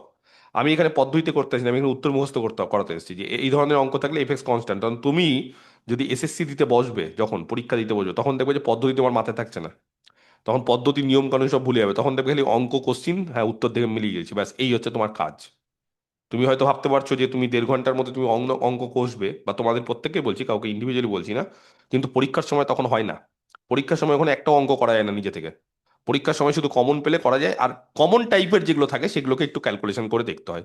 কিন্তু পরীক্ষার সময় তখন এই যে লিখে লিখে কত হচ্ছে না হচ্ছে এগুলো করায় না। আমি কেন এগুলো লিখে লিখে করাই, কারণ পরীক্ষার আগে রিভিশন দেওয়ার সময় না এই নোটটা পড়লে তোমাদের লাভ হয়। কেন লাভ হয়? তখন ধরো যে আজ থেকে 6 মাস পর আবার এটা পড়ছো, ভুলতেই তো পারো, স্বাভাবিক, ভুলেই যাবে। তো তখন এই লেখাটা যখন নোটের মধ্যে থাকবে না, তখন সব স্টেপ বাই স্টেপ মনে পড়ে যাবে। তার ফলে কি হবে যে বুঝতে অসুবিধা হবে না, পরীক্ষাটা রিভিশন দেওয়াটা সুবিধাজনক। এই জন্য আমি লিখিয়ে লিখে করাই। আর যদি মনে করো লিখে লিখে করবো না, তাহলে দুটো স্টেপেই বলে দিতে পারি। তাহলে পরীক্ষার আগে তখন হঠাৎ করে আমার মাথায় আসবে না যে কি করে যে স্যার এটা করলো, কি জানি। এই কারণে আমি লিখিয়ে লিখিয়ে গুছিয়ে গুছিয়ে লেখাই। এসএসসির সময় কোনো গুছিয়ে লেখার দরকার নেই, কোনো ধীরে ধীরে ধীরে ধীরে এরকম ভাবে 1 বাই 1 করে পদ্ধতি করার দরকার নেই। যতটা পারবে স্টেপ জাম্প করবে। উত্তর আমার সঠিক চাই, কারণ এসএসসিতে কিন্তু উত্তর দেখবে, তোমার এমসিকিউ এর পদ্ধতি দেখবে না, বা তোমার রাফ কেউ দেখবে না। তোমার দেখবে যে ওএমআর শিটে তুমি কি কি করেছো, কেমন। সেই জন্য আমি যেই পদ্ধতি করছি সেটা যদি পছন্দ না হয়, তুমি তোমার পদ্ধতি করবে, সেটা আমি প্রথম দিন থেকে বলেছি। আমি একটু লেন্দি পদ্ধতিতে বা আমি একটু ধীরে ধীরে কেন করে আমি সবকিছু লিখিয়ে দিই, তার ফলে রিভিশনের সময় যাতে তোমাদের সুবিধা হয়, এই কারণে, আর কোনো কারণ নেই। ওকে স্যার, ওকে। বলছি আগের পেজ বলছো ওখানে এফ ড্যাশ এক্স সমান 0, মানে ওটা নেওয়া হলো এফ ড্যাশ সি সমান 0 ওই জন্য। ইয়েস, ওই এফ ড্যাশ সি কে 0, সিটা তো এক্স এর একটা মান, আর কিছুই না। সি হচ্ছে একটা মান, সেটা আমি এক্স করে পরবর্তী যে মানটা হলো সেটাকে আমি সি সঙ্গে কম্পেয়ার করে দিলাম। ঠিক আছে। এম আর এনটা একটু ওই ন্যাচারাল নাম্বার লিখে দিলে হতো না? হ্যাঁ,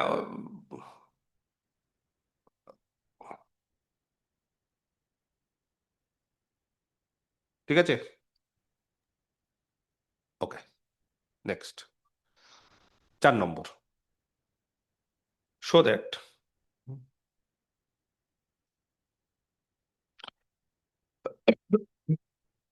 show that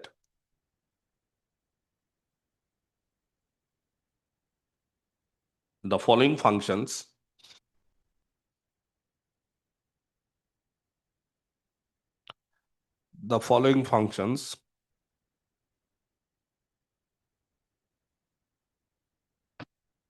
do not satisfy, এই যে ফাংশনগুলো আছে এরা স্যাটিসফাই করবে না, ঠিক আছে, the conditions of Rolle's theorem. আচ্ছা, পরীক্ষাতে কি হয়, পরীক্ষাতে এরকম ধরো 4টে ফাংশন দিয়ে দিল, বললো যে এর মধ্যে কোনগুলো রোলস থিওরেম স্যাটিসফাই করবে বা কোনটা করবে না, এরকম কিন্তু কোশ্চিন থাকে। তাহলে রোলস থিওরেমের এই কন্ডিশন থেকে কিন্তু আমি প্রতিবারই দেখেছি বেশ কোশ্চিন থাকে, ভালো ভালো কোশ্চিন থাকে।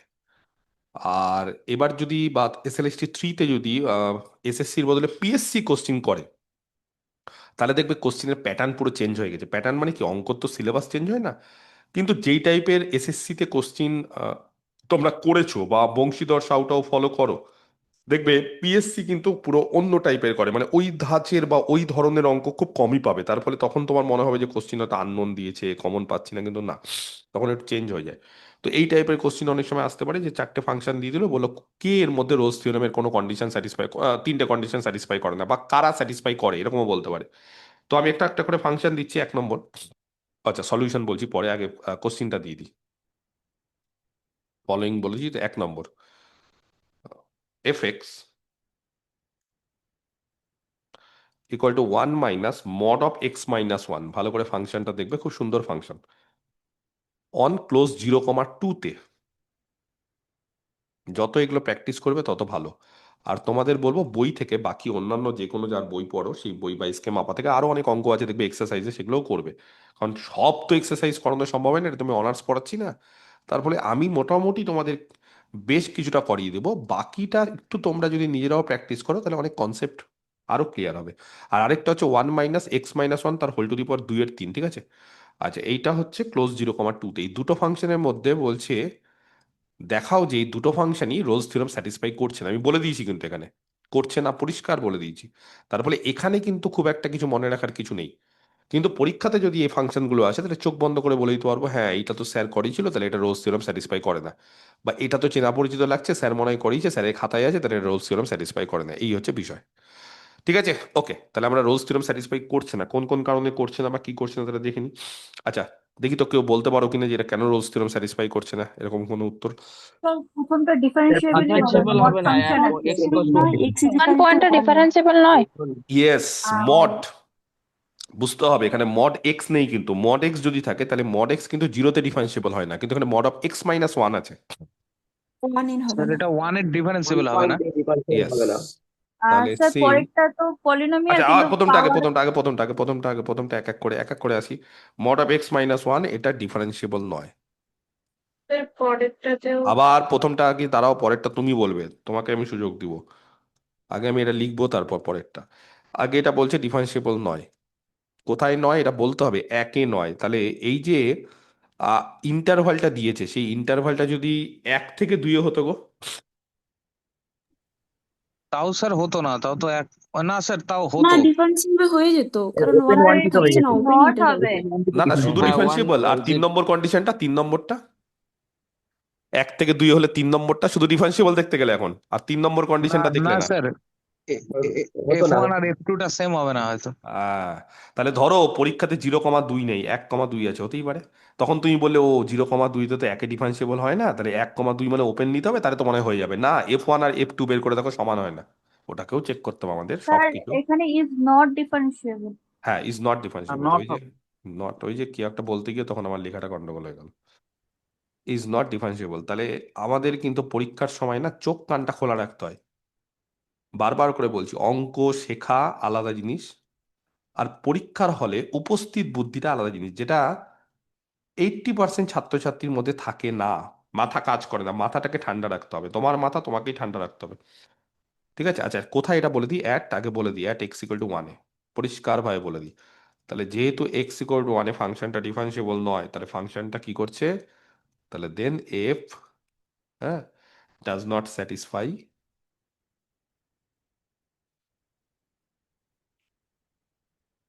তাহলে এটা স্যাটিসফাই করছে না all the conditions of Rolle's theorem. তার ফলে রোলস থিওরেমের কন্ডিশন স্যাটিসফাই করছে না। হয়ে গেল তাহলে এটা। আচ্ছা, নেক্সট 2 নম্বরটা বলো এবার দেখি। মেয়েদের মধ্যে কে বলছিল 2 নম্বরটা কি হয়েছে, বলো দেখি, স্যার বলো। পলিনোমিয়াল ফাংশন কিন্তু পাওয়ারটা তো 2/3 আছে, ওই কারণে তাহলে তাহলে পাওয়ারটা পয়েন্টের ওখানে ডেরিভেটিভ আচ্ছা, এমনি ডেরিভেটিভ করো না, ধরো এমনি ডেরিভেটিভ করো না। পলিনোমিয়াল নেই মানে যে ডিফারেন্সিয়েবল নেই সেটা না। ধরো এর ডেরিভেটিভ করছি, ছোটবেলার নিয়ম, 1-এর স্যার ডেরিভেটিভ এটা করো। ওই সব না, এটা স্যার যদি এখানে ওয়ান F1 পয়েন্টে আমি এটা যেটা বললাম সেটা করো, ডিফারেন্সিয়েবল আমি হবে যেটা না বললাম সেটা করো। এটা ডেরিভেটিভ করো, 1-এর ডেরিভেটিভ কত বলো আগে, 0। আর এর ডেরিভেটিভ করলে মাইনাস, ডেরিভেটিভ বলো, করলে স্যার এটা রেশনাল -2/3 ফাংশন হয়ে যাবে। ইন্টু x -2 এর - 3। 1 আর এটা হবে x x-1 হোল, তার পাওয়ার কত, মাইনাস। -1/3 মাইনাস এক 1/3, -1/3। মাইনাস 1/3। তাহলে এটা ওই দাঁড়াবে যে 1 এটা পয়েন্টে এটাও হচ্ছে না, এক্সিস্ট তাহলে করছে না। এটাকে নিচে নামিয়ে দিই। এবার বলো এর ডেরিভেটিভটা সব জায়গায় পাওয়া যায়? না 1 1 পয়েন্টে হবে পাওয়া না। যাবে না ওয়ানে হবে না। 1-এ হবে না। এবার তুমি বলো, না 1-এ হতে পারে। 1-এ হয়তো এটা দিয়ে হচ্ছে না, তখন আলাদাভাবে হতে পারে। তখন তোমাকে আলাদাভাবে চেক করতে হবে, আর f'1 lf'1 এইসব করো। কিন্তু লক্ষ্য করে দেখবে, বা তাও চেক করে দেখবে হচ্ছে না, এটা দেখবে যে হচ্ছে না। ঠিক আছে? এত এখন সময় নেই করানোর, কিন্তু এটা মাথায় রাখবে যে এই ফাংশনটাও একে ডিফারেন্সিয়েবল নয়। এই ডিফারেন্সিয়েবলের গন্ডগোলের জন্য, বা যেহেতু, হ্যাঁ, এই ওপেন 0-1 এর মধ্যে যেহেতু, ওপেন 0,2 এর মধ্যে একে যেহেতু ডিফারেন্সিয়েবল নয়, তাহলে এই ক্ষেত্রে আমরা বলতে পারবো যে এফ কি করছে, একদম স্যার, মানে এখানে f'(x) টা 1 পয়েন্টে ডিফাইন্ডই নাই এরকম। একদম ডিফাইন না মানেই তো তার ডেরিভেটিভ এক্সিস্ট করে না। f'(x) হ্যাঁ মানে কি, এফ এর ডেরিভেটিভ, তাহলে এফ এর ডেরিভেটিভ 1 পয়েন্টে ডিফাইন না মানে ডিফারেন্সিয়েবল না, হ্যাঁ তাই না? কেউ যদি একে কোনো মানে, ফাংশনে যদি এক্স এর পাওয়ারটা একের থেকে কম থাকে তখন আমাদেরকে আবার চেক করে দেখতে হবে না? ইয়েস,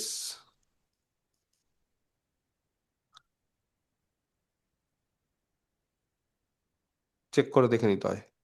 হ্যাঁ, পলিনোমিয়াল থাকলে চেক করার দরকার নেই, কিন্তু বাকি কিছু থাকলে হয়। ওকে। স্যার এই ফাংশনটা মানে এক্স এর জায়গায় যদি 0 বসাই আবার কারোর তখন জায়গায় কি কি থাকলে আমি জানি না, এটা যেটা আছে সেটা বুঝতে পেরেছো কিনা। একটা কোশ্চেন থেকে বিভিন্ন কোশ্চেন হয় না, এখানে এর থাকে ওর জায়গায়, ওর থাকলে ওর জায়গায়, ওর থাকলে ওটা না মুশকিল। স্যার ওইটা ডিফারেন্সিয়েবলটা হয়েছে, মানে এতেই বলছি, মানে এখানে রোলস থিওরেমটা ওই f=fb ওইভাবেও তো বলা যাবে না, তাই তো? মানে এফ ওইটাই ইকুয়াল টু বলতে এফ চাইছি। করো, মানে এফ b জিরো কত বসলে বলো, হচ্ছে এফ f(0) জিরো কত টা বলো, বলো f(0) কত বলো, এফ হবে না জিরো তো। 1 -1 হোল টু দি পাওয়ার 2/3 তাহলে ওইটা কি? কি করবে এটাকে, কমপ্লেক্স নাম্বারে চলে আসবে স্যার মনে হয়। কমপ্লেক্স নাম্বারে চলে আসবে। আর f2 ওইটাই করে দেখো, ওটা 0 ভদ্র হয়ে যাবে। আছে। হ্যাঁ, সেটাও ভুল বলা যায়। করলেও স্যার -1 হোল টু দি পাওয়ার 2/3, ওটাও কমপ্লেক্স নাম্বারে। ওটা 1 টু না দি না, পাওয়ার সরি ওটা না 1 টু না দি না, পাওয়ার 2, ওটা 1, ওটা 0 হয়ে যাবে, ওটা ওটা 0, ওটা ওটা 0 হয়ে যাবে। ওটা ওটা 0 জিরো। হবে। আর এটা হবে হচ্ছে -1 এর পাওয়ার, এটা হবে, এটা এটা আলাদা হবে, আলাদা হবে, আলাদা হবে এটা। হ্যাঁ, তার ফলে তো অবশ্যই না না না নম্বরটা না না। সেটা তো আলাদা হবে না -1 এর পাওয়ার 2 এর 3, তো তাহলে -1 এর পাওয়ার 2 এর 3 জিরো মানে আসবে স্যার, জিরো মাইনাস আসবে ওটা। -1 এর স্কোয়ার তারপর 2 এর 3, তার মানে 1 এর পাওয়ারই 2, 1-এরই রুট হবে। হ্যাঁ ওটা হবে, ওটা জিরো, একই হবে। দুটোই তাহলে তো জিরো হয়ে F0 যাচ্ছে। আর F2 সমান হলো না। সমান হলো না, জিরো হয়ে গেল তো দুটোই। সমান হলো তো। দুটো জিরো হয়ে গেল তো, সমান হ্যাঁ। হয়ে গেল, চেক করে দেখবে সমান হয়ে গেছে, এটা সমান হয়ে গেছে, তাহলে হ্যাঁ ডিফারেন্সিবল হ্যাঁ কেসটা হ্যাঁ, সমান হয়ে গেল তাহলে। সমান হয়ে গেছে, এটা সমান হয়ে গেছে। সমান। আচ্ছা, এই কোশ্চিনটা না খুব দেয়, উত্তর মুখস্থ করে দিবে, প্রত্যেকটাই উত্তর মুখস্থ, মানে আমি চাই তো আমার ছাত্রছাত্রী সব উত্তর মুখস্থ করে নিক। তার ফলে কি, যত উত্তর মুখস্থ করতে পারবে তত পরীক্ষাতে তাড়াতাড়ি করতে পারবে। সব অঙ্ক উত্তর মুখস্থ করা সম্ভব না, কিন্তু যত প্র্যাকটিস করবে তত উত্তর মুখস্থ হওয়ার সম্ভাবনা বেশি, এটা বলে রাখছি। এবং আমার কিছু ছাত্রছাত্রী আছে এবং এই ব্যাচেও আছে যাদের প্রায় সব মুখস্থ।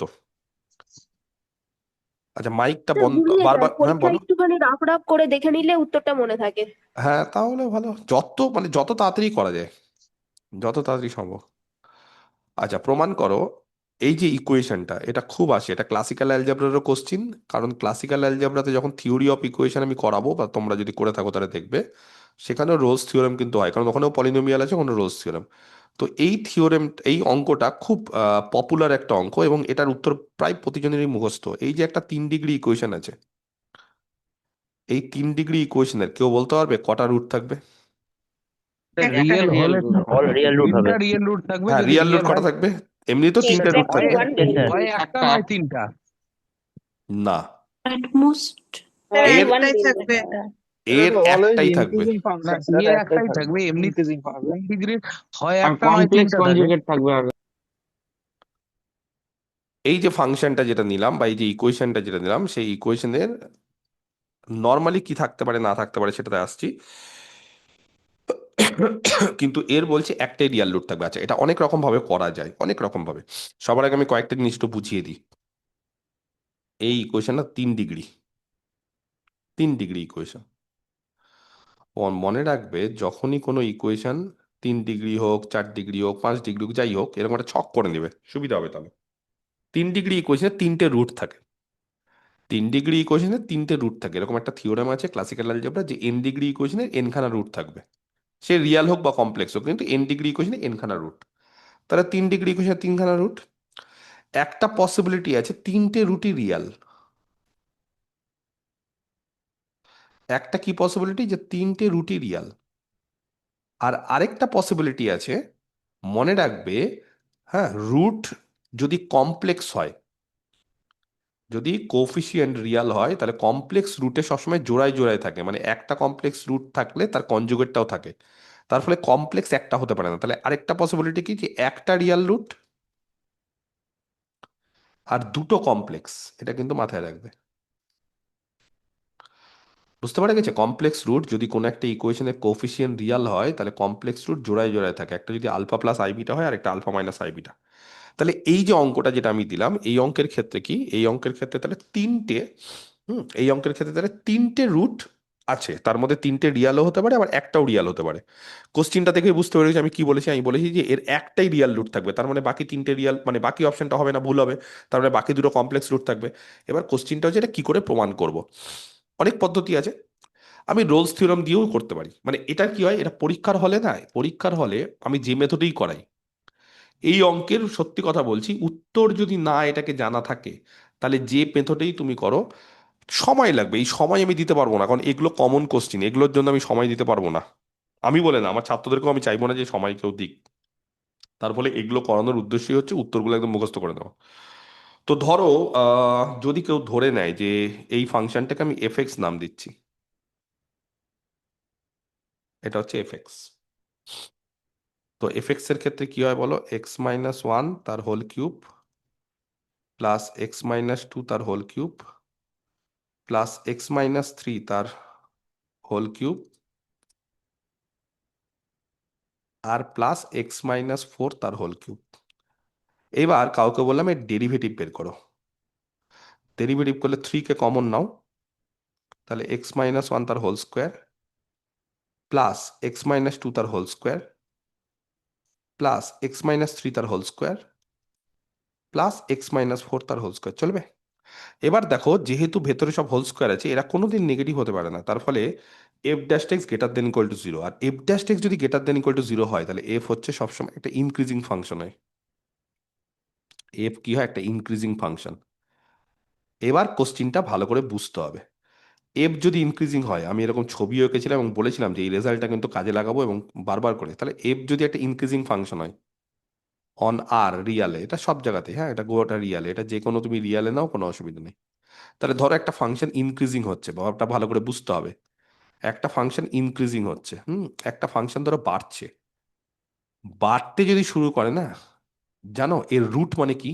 রুট মানে হচ্ছে যেখানে এক্স অ্যাক্সিসকে কাট করবে সেটাই হচ্ছে রুট। ধরো আমি একটা ফাংশন নিচ্ছি, এই ধরো একটা ফাংশন, তাহলে এর কটা রুট আছে?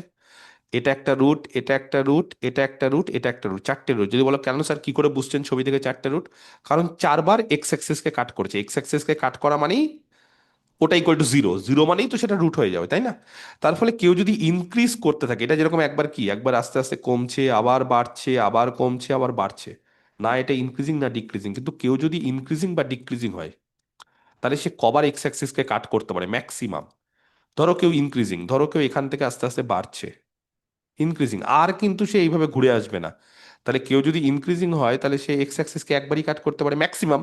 কারণ কেউ যদি বলো স্যার ওপর থেকে ইনক্রিজিং হলো, তাহলে একবারও কাট করবে না। কিন্তু এখানে আমি পরিষ্কার বলে দিয়েছি যে এখানে 3 ডিগ্রি ইকুয়েশন মানে তার একটা রিয়াল রুট থাকবেই অন্তত, মানে হয় এটা একটা থাকবে না তিনটে থাকবে, মানে একবার তো কাট করবেই। তাহলে ইনক্রিজিং হলে যদি একবার কাট করে, আর কি কাট করতে পারে কোনোদিন? আর কি এক্স অ্যাক্সিসকে কাট করতে পারে একবার কাট করার পর? যদি কোনো একটা ফাংশন ইনক্রিজিং হয়, ইনক্রিজিং, এবার একবার কেন কাট করবে? নর্মালি একবার নাও কাট করতে পারে, কিন্তু এখানে একবার কেন কাট করবে? কারণ এটা 3 ডিগ্রি ইকুয়েশন, একটা না একটা রিয়াল রুট থাকবেই, কমপ্লেক্স রুট তিনটে থাকতে পারে না। তাহলে একটা রুট যদি রিয়াল হয় তাহলে কাট করে গেল, করার পর আর জীবনে এক্স অ্যাক্সিসকে কাট করতে পারবে না। তার ফলে এই ধরনের ফাংশনে কি থাকবে সবসময়? F has only one real root. এছাড়াও অন্য পদ্ধতিতেও করা যায়, এটা রোলস থিওরেম দিয়েও করা যায়, যে অনেক সময় আমরা দুটো রিয়াল রুট ধরলাম সেখান থেকে একটা কন্ট্রাডিকশন পাই, এটাও হয়। কিন্তু ইনক্রিজিং বা ডিক্রিজিং এইটা দিয়ে করলে অনেক সময় বাঁচে, এবং শুধুমাত্র এই অঙ্কগুলো না, এই ধরনের অনেক অঙ্ক যেখানে রুট বের করতে বলবে যে একটা আছে বা একাধিক আছে কিনা, সেখানে কিন্তু ইনক্রিজিং ডিক্রিজিং দিয়ে করার চেষ্টা করবে। বোঝা গেছে? ক্লিয়ার? দেখো বুঝতে পারলে কিনা। যদি কারোর কোনো বক্তব্য থাকে তাহলে আমাকে বলতে পারো। রোলস থিওরেম থেকে কিভাবে করা যায় স্যার এটা? রোলস থিওরেম থেকে করা যায়, প্রথমে দুটো রুট ধরে নেবো, আলফা আর বিটা। তাহলে রোলস থিওরেম স্যাটিসফাই করবে যেহেতু এটা একটা পলিনোমিয়াল, যেহেতু এটা ডিফারেন্সিয়েবল হচ্ছে, কন্টিনিউয়াস হচ্ছে, আর এফ আলফা এফ বিটা সমান হবে। হুম এবার ওখান থেকে তোমাকে তারপরে F dash C equal to zero, ওখান থেকে একটা কন্ট্রাডিকশন দেখাতে হবে। ঠিক আছে? কমপ্লেক্স নাম্বারের সিটা চলে আসবে। হ্যাঁ, মানে সিটা রিয়াল পাবো না, সিটা কমপ্লেক্স পেয়ে যাবো, দেখাতে হবে। ঠিক আছে, এই হচ্ছে ব্যাপার। স্যার সি যদি এক্স কমপ্লেক্স এক্স হয়ে যায়, sir X minus whole square, X minus two তার হোল স্কোয়ার, এই যদি থাকতো তার ফাংশনটা, তাকে ডেরিভেটিভ করার পর হুম তখন তো বলতে পারতাম না যে না হোল স্কোয়ার থাকলে বলতে পারতাম না তো, হোল হ্যাঁ স্কোয়ার থাকলে বলতে পারতাম না। সবসময় তো এটা প্রযোজ্য না অঙ্ক অনুসারে, এটা যেহেতু কিউব আছে বলে এটা স্কোয়ার হচ্ছে বলে এটা প্রযোজ্য। সব পজিটিভ ক্ষেত্রে তো সব অঙ্ক সব নিয়ম চলে না। এই অঙ্কের ক্ষেত্রে যেহেতু এখানে কিউব আছে বা পাওয়ার যদি অড থাকে, ওর থাকে ওর থাকে অড যদি পাওয়ার থাকে, তাহলে এই নিয়মটা তুমি অ্যাপ্লাই করতে ইনক্রিজিং পারো। বলে দেবো আমরা। মানে ওই সি এর মানটা নির্ণয় করে এবারে সি এই ইকুয়েশনে 2 ডিগ্রি মানে hmm, f dot c equal to 0। হ্যাঁ, সেখান থেকে সিটা রিয়াল পাওয়া উচিত কিন্তু কমপ্লেক্স পেয়ে যাবো, ওই হচ্ছে ব্যাপার। স্যার ফাংশনটা ইনক্রিজিং এর জায়গায় ডিক্রিজিং হলেও কিন্তু একই রেজাল্ট, ডিক্রিজিং হলো একই রেজাল্ট। স্যার বলছি যে এই ইকুয়েশনটা মানে ডেসকার্টের রুলস অফ সাইন দিয়ে দেখানো যায়, মানে রুট অন্য যদি নিয়ম কোনো দিয়ে দেখানো যেতেই পারে, কিন্তু দেখো আমি একটা কথা বলি, আমি তখন এসএসসির ব্যাচে আছি, এসএসসির ব্যাচে তুমি যদি একটা অঙ্ক নিয়ে তোমরা যদি 5 রকমের নিয়ম জানতে চাও তাহলে সিলেবাস শেষ করতে দেরি হবে। এসএসসির নিয়মটা একটু অন্যরকম, এসএসসির নিয়মের ক্ষেত্রে হচ্ছে যে আমাকে প্র্যাকটিস প্রচুর করতে হবে। তার ফলে আমি যেটা করিয়ে দিচ্ছি সেটাকে বিশ্বাস করে নাও, এবং অন্য 1000 রকমের নিয়ম হতে পারে সেটা তুমি ট্রাই করে নিও, কিন্তু একটা অঙ্ককে যদি তুমি এখন 5 রকম ভাবে শিখতে চাও লাভ নেই, বরঞ্চ এই রেজাল্টটা দরকার। সেই জন্য 5 রকম এখন মানে কোশ্চিন আমাকে করে সময় নষ্ট হচ্ছে, কারণ আমাকে এগোতে দিচ্ছ না। তোমাদের পরে সিলেবাসে নাম্বার অফ প্রবলেম বেশি করতে হয়, এটা নিয়ম। একটা প্রবলেমকে 5 নিয়মে না জেনে এসএসসি নিয়মই হচ্ছে নাম্বার অফ প্রবলেম বেশি বার করতে হয়, এই হচ্ছে ব্যাপার। আমি আরেকটা অঙ্ক করাচ্ছি। বলছি এখানে তো ফাংশনটা স্ট্রিক্টলি ইনক্রিজিং হতে হবে নাকি? দরকার নেই, ইনক্রিজিং হলেও হয়, দেখলো ক্ষেত্রে। ঠিক আছে। মানে অসুবিধা নেই। যদিও এখানে এটা স্ট্রিক্টলি ইনক্রিজিং হবে, চারটে টার্মই হচ্ছে ধরো যে স্কোয়ার আছে, তার ফলে এক্স এর মান 1 2 3 4 একসাথে হওয়া এগুলো প্রযোজ্য না, কারণ এখানে এটা স্ট্রিক্টলি ইনক্রিজিংই হবে। মানে এই ক্ষেত্রে কি হয়, যে 3 ডিগ্রি ইকুয়েশন, তাহলে আমি যদি এটাকে শূন্য কখন হতে পারে, যখন এটাও শূন্য এটাও শূন্য এটাও শূন্য এটাও শূন্য, তাহলে এক্স এর চারটে রুট তো এমনি হবে না। তার ফলে এটাকে তুমি স্ট্রিক্টলি ইনক্রিজিং বলতে পারো, কোনো অসুবিধা নেই। কেমন,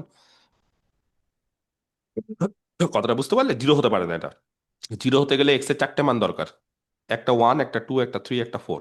তাহলে চারটে মান তো এমনি এক্স এর পাবো না, তাই না? এটা 3 ডিগ্রি ইকুয়েশন। তার ফলে যদি তুমি মনে করো যে গ্রেটার দেনের জায়গায় ইকুয়াল টুর জায়গায় তুমি স্ট্রিক্টলি গ্রেটার দেন করবে, কোনো অসুবিধা নেই। কেমন? ঠিক আছে। আচ্ছা। আর স্যার হুম। এটা তো মানে গ্রাফটা একবার দেখান।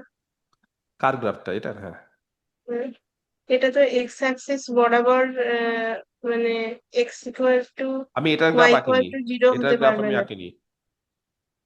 আমি যে কোনো একটা গ্রাফ গ্রাফ এঁকেছি, এটার গ্রাফ আমি আঁকিনি, যে কোনো গ্রাফ এঁকেছি।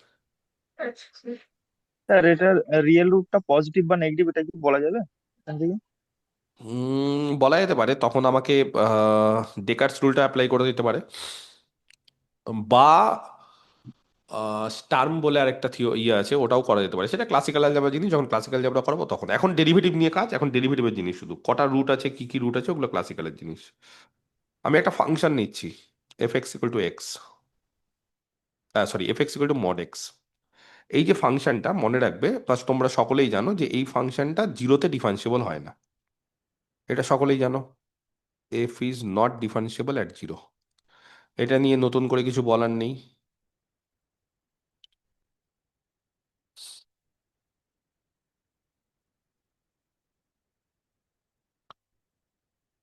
ঠিক আছে? আচ্ছা, এইবার ধরো আমি এরকম একটা ফাংশন দিলাম, এক্স ইন্টু মড এক্স।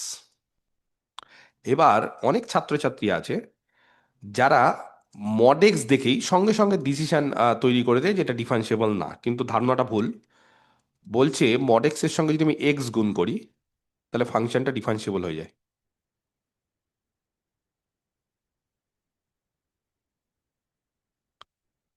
ফাংশনটা তখন জিরোতে ডিফারেন্সিয়েবল হয়ে যায়। যদি বলো স্যার কি করে হয়, মড এক্স তো হচ্ছে না, তাহলে এটা কি করে হচ্ছে? তো এফ ড্যাশ জিরো, এটা আমি বের করার চেষ্টা করছি, হ্যাঁ, কারণ এই ধরনের জিনিসগুলো অনেক সময় দেয় যে এক্স ইন্টু মড এক্স পরীক্ষাতে। তো ধরো এফ ড্যাশ জিরো, তো এফ ড্যাশ জিরো এমনি একদম ছোটবেলার ফর্মুলা অনুসারে limit H tends to zero, F of zero plus H minus F zero by H, এটা হচ্ছে আমাদের এফ ড্যাশ জিরো। এবার F of zero plus H মানে এফ এইচ,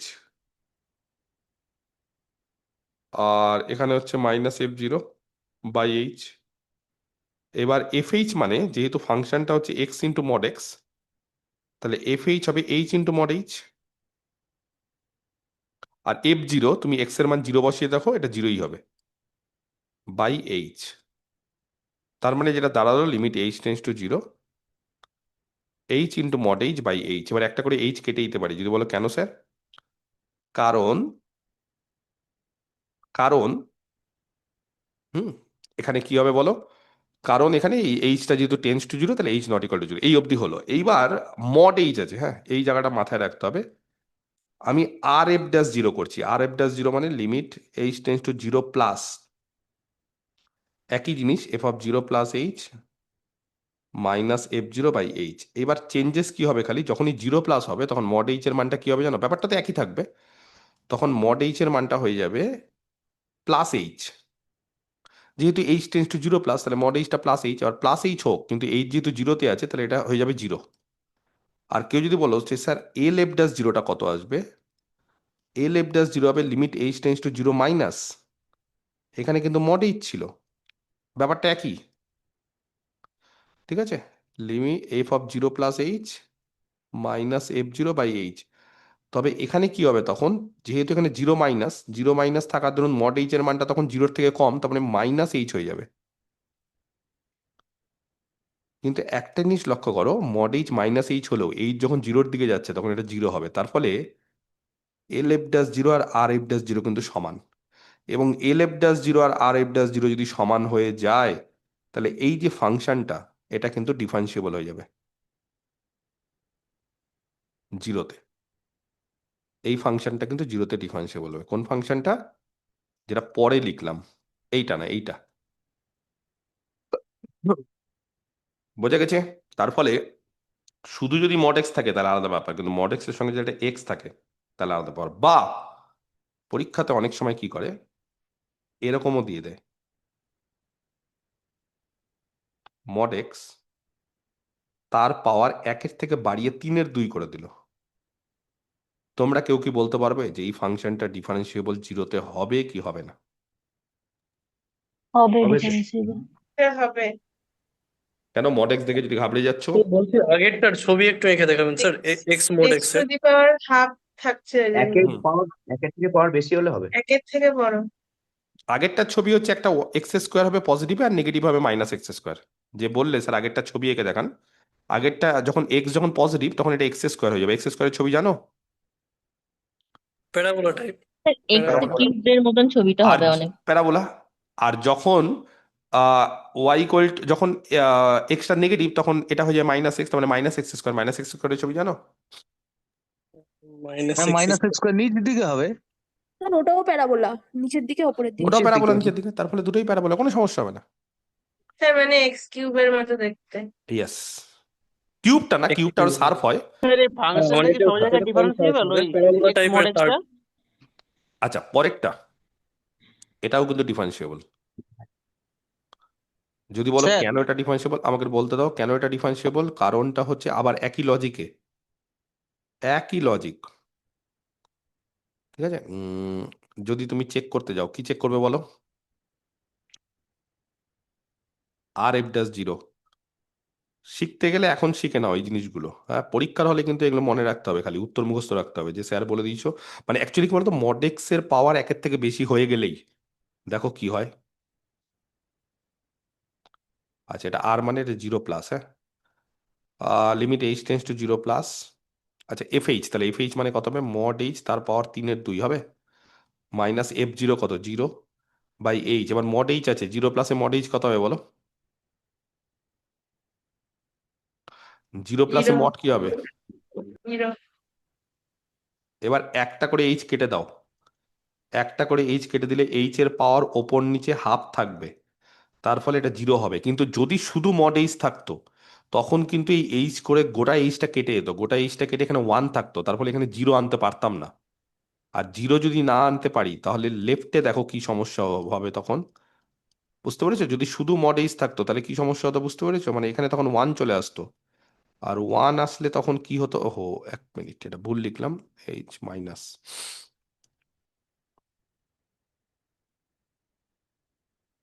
ওকে, তাহলে limit H tends to 0 minus, হ্যাঁ এটাও তাহলে এফ এইচ। এটা এফ এইচ মানে হচ্ছে mod h whole to the power 3-এর 2। এটা একই রকম ভাবে সব কিছু একই, কিন্তু যখনই এবার তুমি এইচটা 0 মাইনাস আছে তাহলে মড এইচ এর জায়গায় কত লিখতে পারি? আগের বার যেরকম, মাইনাস এইচ। হ্যাঁ minus h whole to the power 3-এর 2 বাই এইচ। এবার একটা করে এইচ আবার কেটে দাও, কত হবে? Sir h to the power হবে 3-এর এটা 2 মাইনাস 1 half. H to the power half. এবার যখন এইচ এর মান তুমি 0 মাইনাস বসাচ্ছ না, মানে 0ই তো বসাচ্ছ, তখন এটা কত হয়ে যাবে আবার? 0। As a sir result minus 1 whole to the power 3-এর 2টা মাইনাস 1ই থাকবে। এটা মাইনাস থাকবে। মাইনাস 1 হোল কিউব মানে মাইনাস 1, সেটা whole to the power half করলে তো কমপ্লেক্স নাম্বারে চলে আসবে না, বা কিছু। আরে কিউবটা নিব। এটা কমপ্লেক্স হচ্ছে না? না না সেরকম তো কিছু হচ্ছে না। কেন কমপ্লেক্স হতে যাবে? মাইনাস -1 হোল টু দি পাওয়ার না 3-এর না 2 সেটা ইন্টু আমি এইচ টু ভুলও দি হতে পাওয়ার পারি 3-এর 2। স্যার। মাইনাস কেন 1। কমপ্লেক্স হতে যাবে সব? কমপ্লেক্স ভ্যালু আছে sir. Sir minus h to the power হাফে এইচ ইকুয়াল টু জিরো বসিয়ে দিলেই তো জিরো।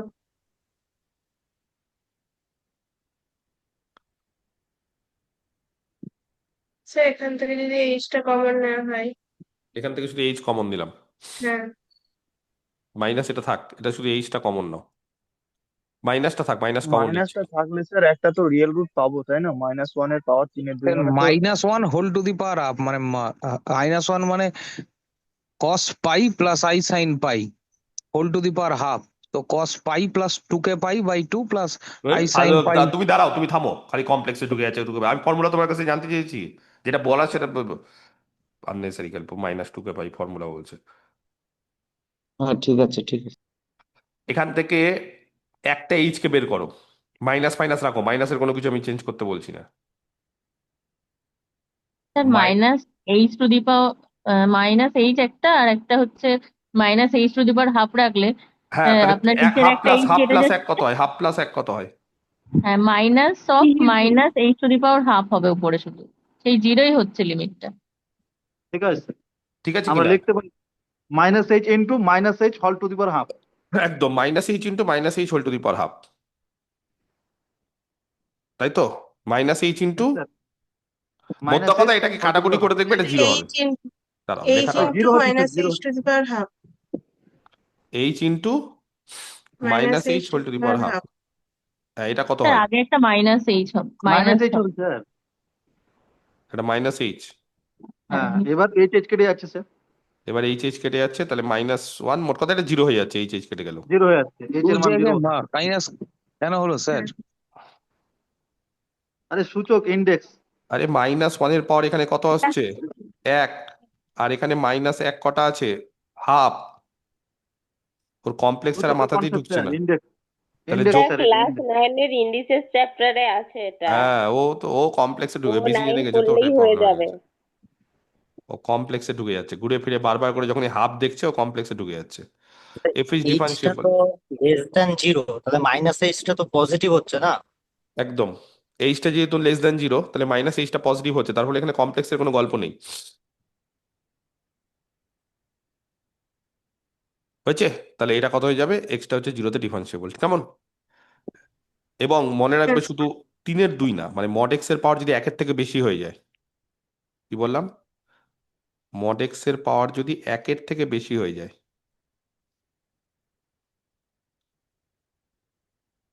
তাহলে কি হবে বলো? ডিফারেন্সিয়েবল হবে তাহলে। একদম, তাহলে ফাংশনটা ডিফারেন্সিয়েবল হবে। কোথায় হবে? x equal to 0। x equal to 0 তে একদম, এটা মাথায় রাখতে হবে। ফাংশনটা যদি, হ্যাঁ এটা এটা হবে।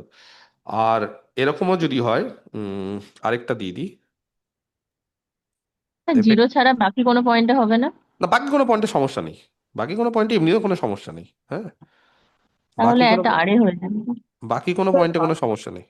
আমি শুধু কোনো জায়গায় ডিফারেন্স, differentiable আমি হবে, তাই তো? আরেই বলতে পারি, আমি এখানে জাস্ট আমি জিরো নিয়ে ইন্টারেস্টেড। বাকি তো সব জায়গায় এমনি ডিফারেন্সিয়েবল হতো, অমনিও হবে। আমি শুধু জিরো নিয়ে ইন্টারেস্টেড। আচ্ছা, আরেকটা ফাংশন হচ্ছে x two the power N into x, ভালো করে লক্ষ্য করো। Sorry, x two the power N into mod x. X two the power N into কত বললাম? Mod x. mod x এটাও বলছে ডিফারেন্সিয়েবল হবে, সব সময় না। n greater equal to 1 এর জন্য। না, n greater than 0 হ্যাঁ এন গ্রেটার দেন জিরোর জন্য। এন গ্রেটার দেন জিরোর জন্য, এন জিরোর থেকে, মানে এটা যদি এক এক হয় তাহলেও হবে। এই যে এখানে যে হাফও হতো কোনো অসুবিধা হতো না, x two the power half into mod x হতো। মানে আমার কি বলতো, আমার মড এক্স ছাড়া আরেকটা কিছু এক্সেল লাগবে। এখানেও ধরো মড এক্স ছাড়া যখন এই একের পাওয়ার বেশি, আলফার মান যখন 1 থেকে বেশি হচ্ছে না, তখন মড এক্স ইন্টু আরেকটা কিছু এক্স থাকছে। ওই জন্য মানে আরেকটা এক্স থাকলে আমি এখানে জিরো দিতে পারবো, আর যদি শুধু মড এক্স থাকে তাহলে পারবো না। সেই জন্য এই দুটো ফাংশন পরীক্ষায় খুব আসে, শুধু মড বলে না, মড বাদ দিয়েও এই দুটো খুব আসে। হ্যাঁ, এটাকে আমি নোট দিয়ে রাখছি,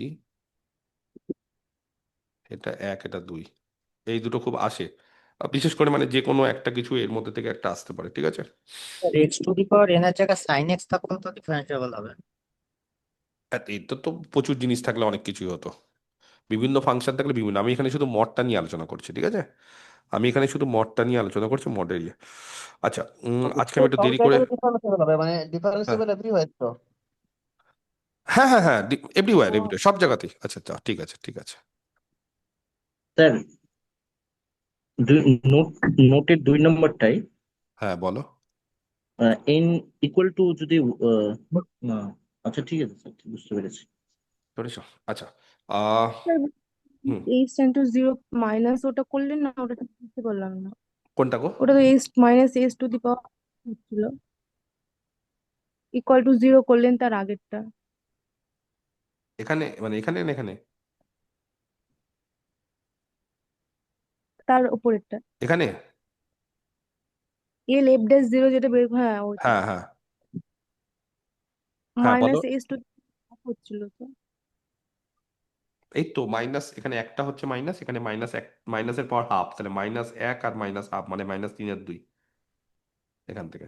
স্যার ওই মাইনাস এইচটা ব্র্যাকেটের মধ্যে দিয়ে দিন, তাহলে পাওয়ারটা যোগ হয়ে যাবে সূচকে, বুঝতে সুবিধা। ঠিক আছে, সূচকের যোগ বিয়োগ গো, কোনো কিছুর পাওয়ার এক আর কোনো কিছুর পাওয়ার একের দুই।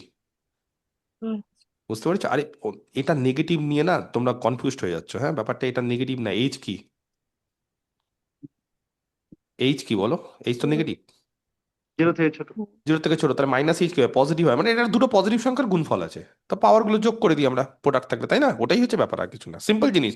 ওই সার্থকের কথায় না আসলে হবে না। ও মাইনাসের ফর্মুলা টুকে পাই, ও ফর্মুলা জানাচ্ছে সবাইকে যে আমি জানি। ফর্মুলা সব ওগুলো এখন দরকার নেই, এগুলো পরে যখন ক্লাসিক্যাল অ্যালজেব্রা করাবো তখন, কমপ্লেক্স রুটের ক্ষেত্রে তখন এগুলো করাবো। ঠিক আছে, তো আজকে এই অবধি থাক আমাদের। আমরা আরো অঙ্ক করাবো, তবে নেক্সট দিন আমরা আরেকটু থিওরি করাবো।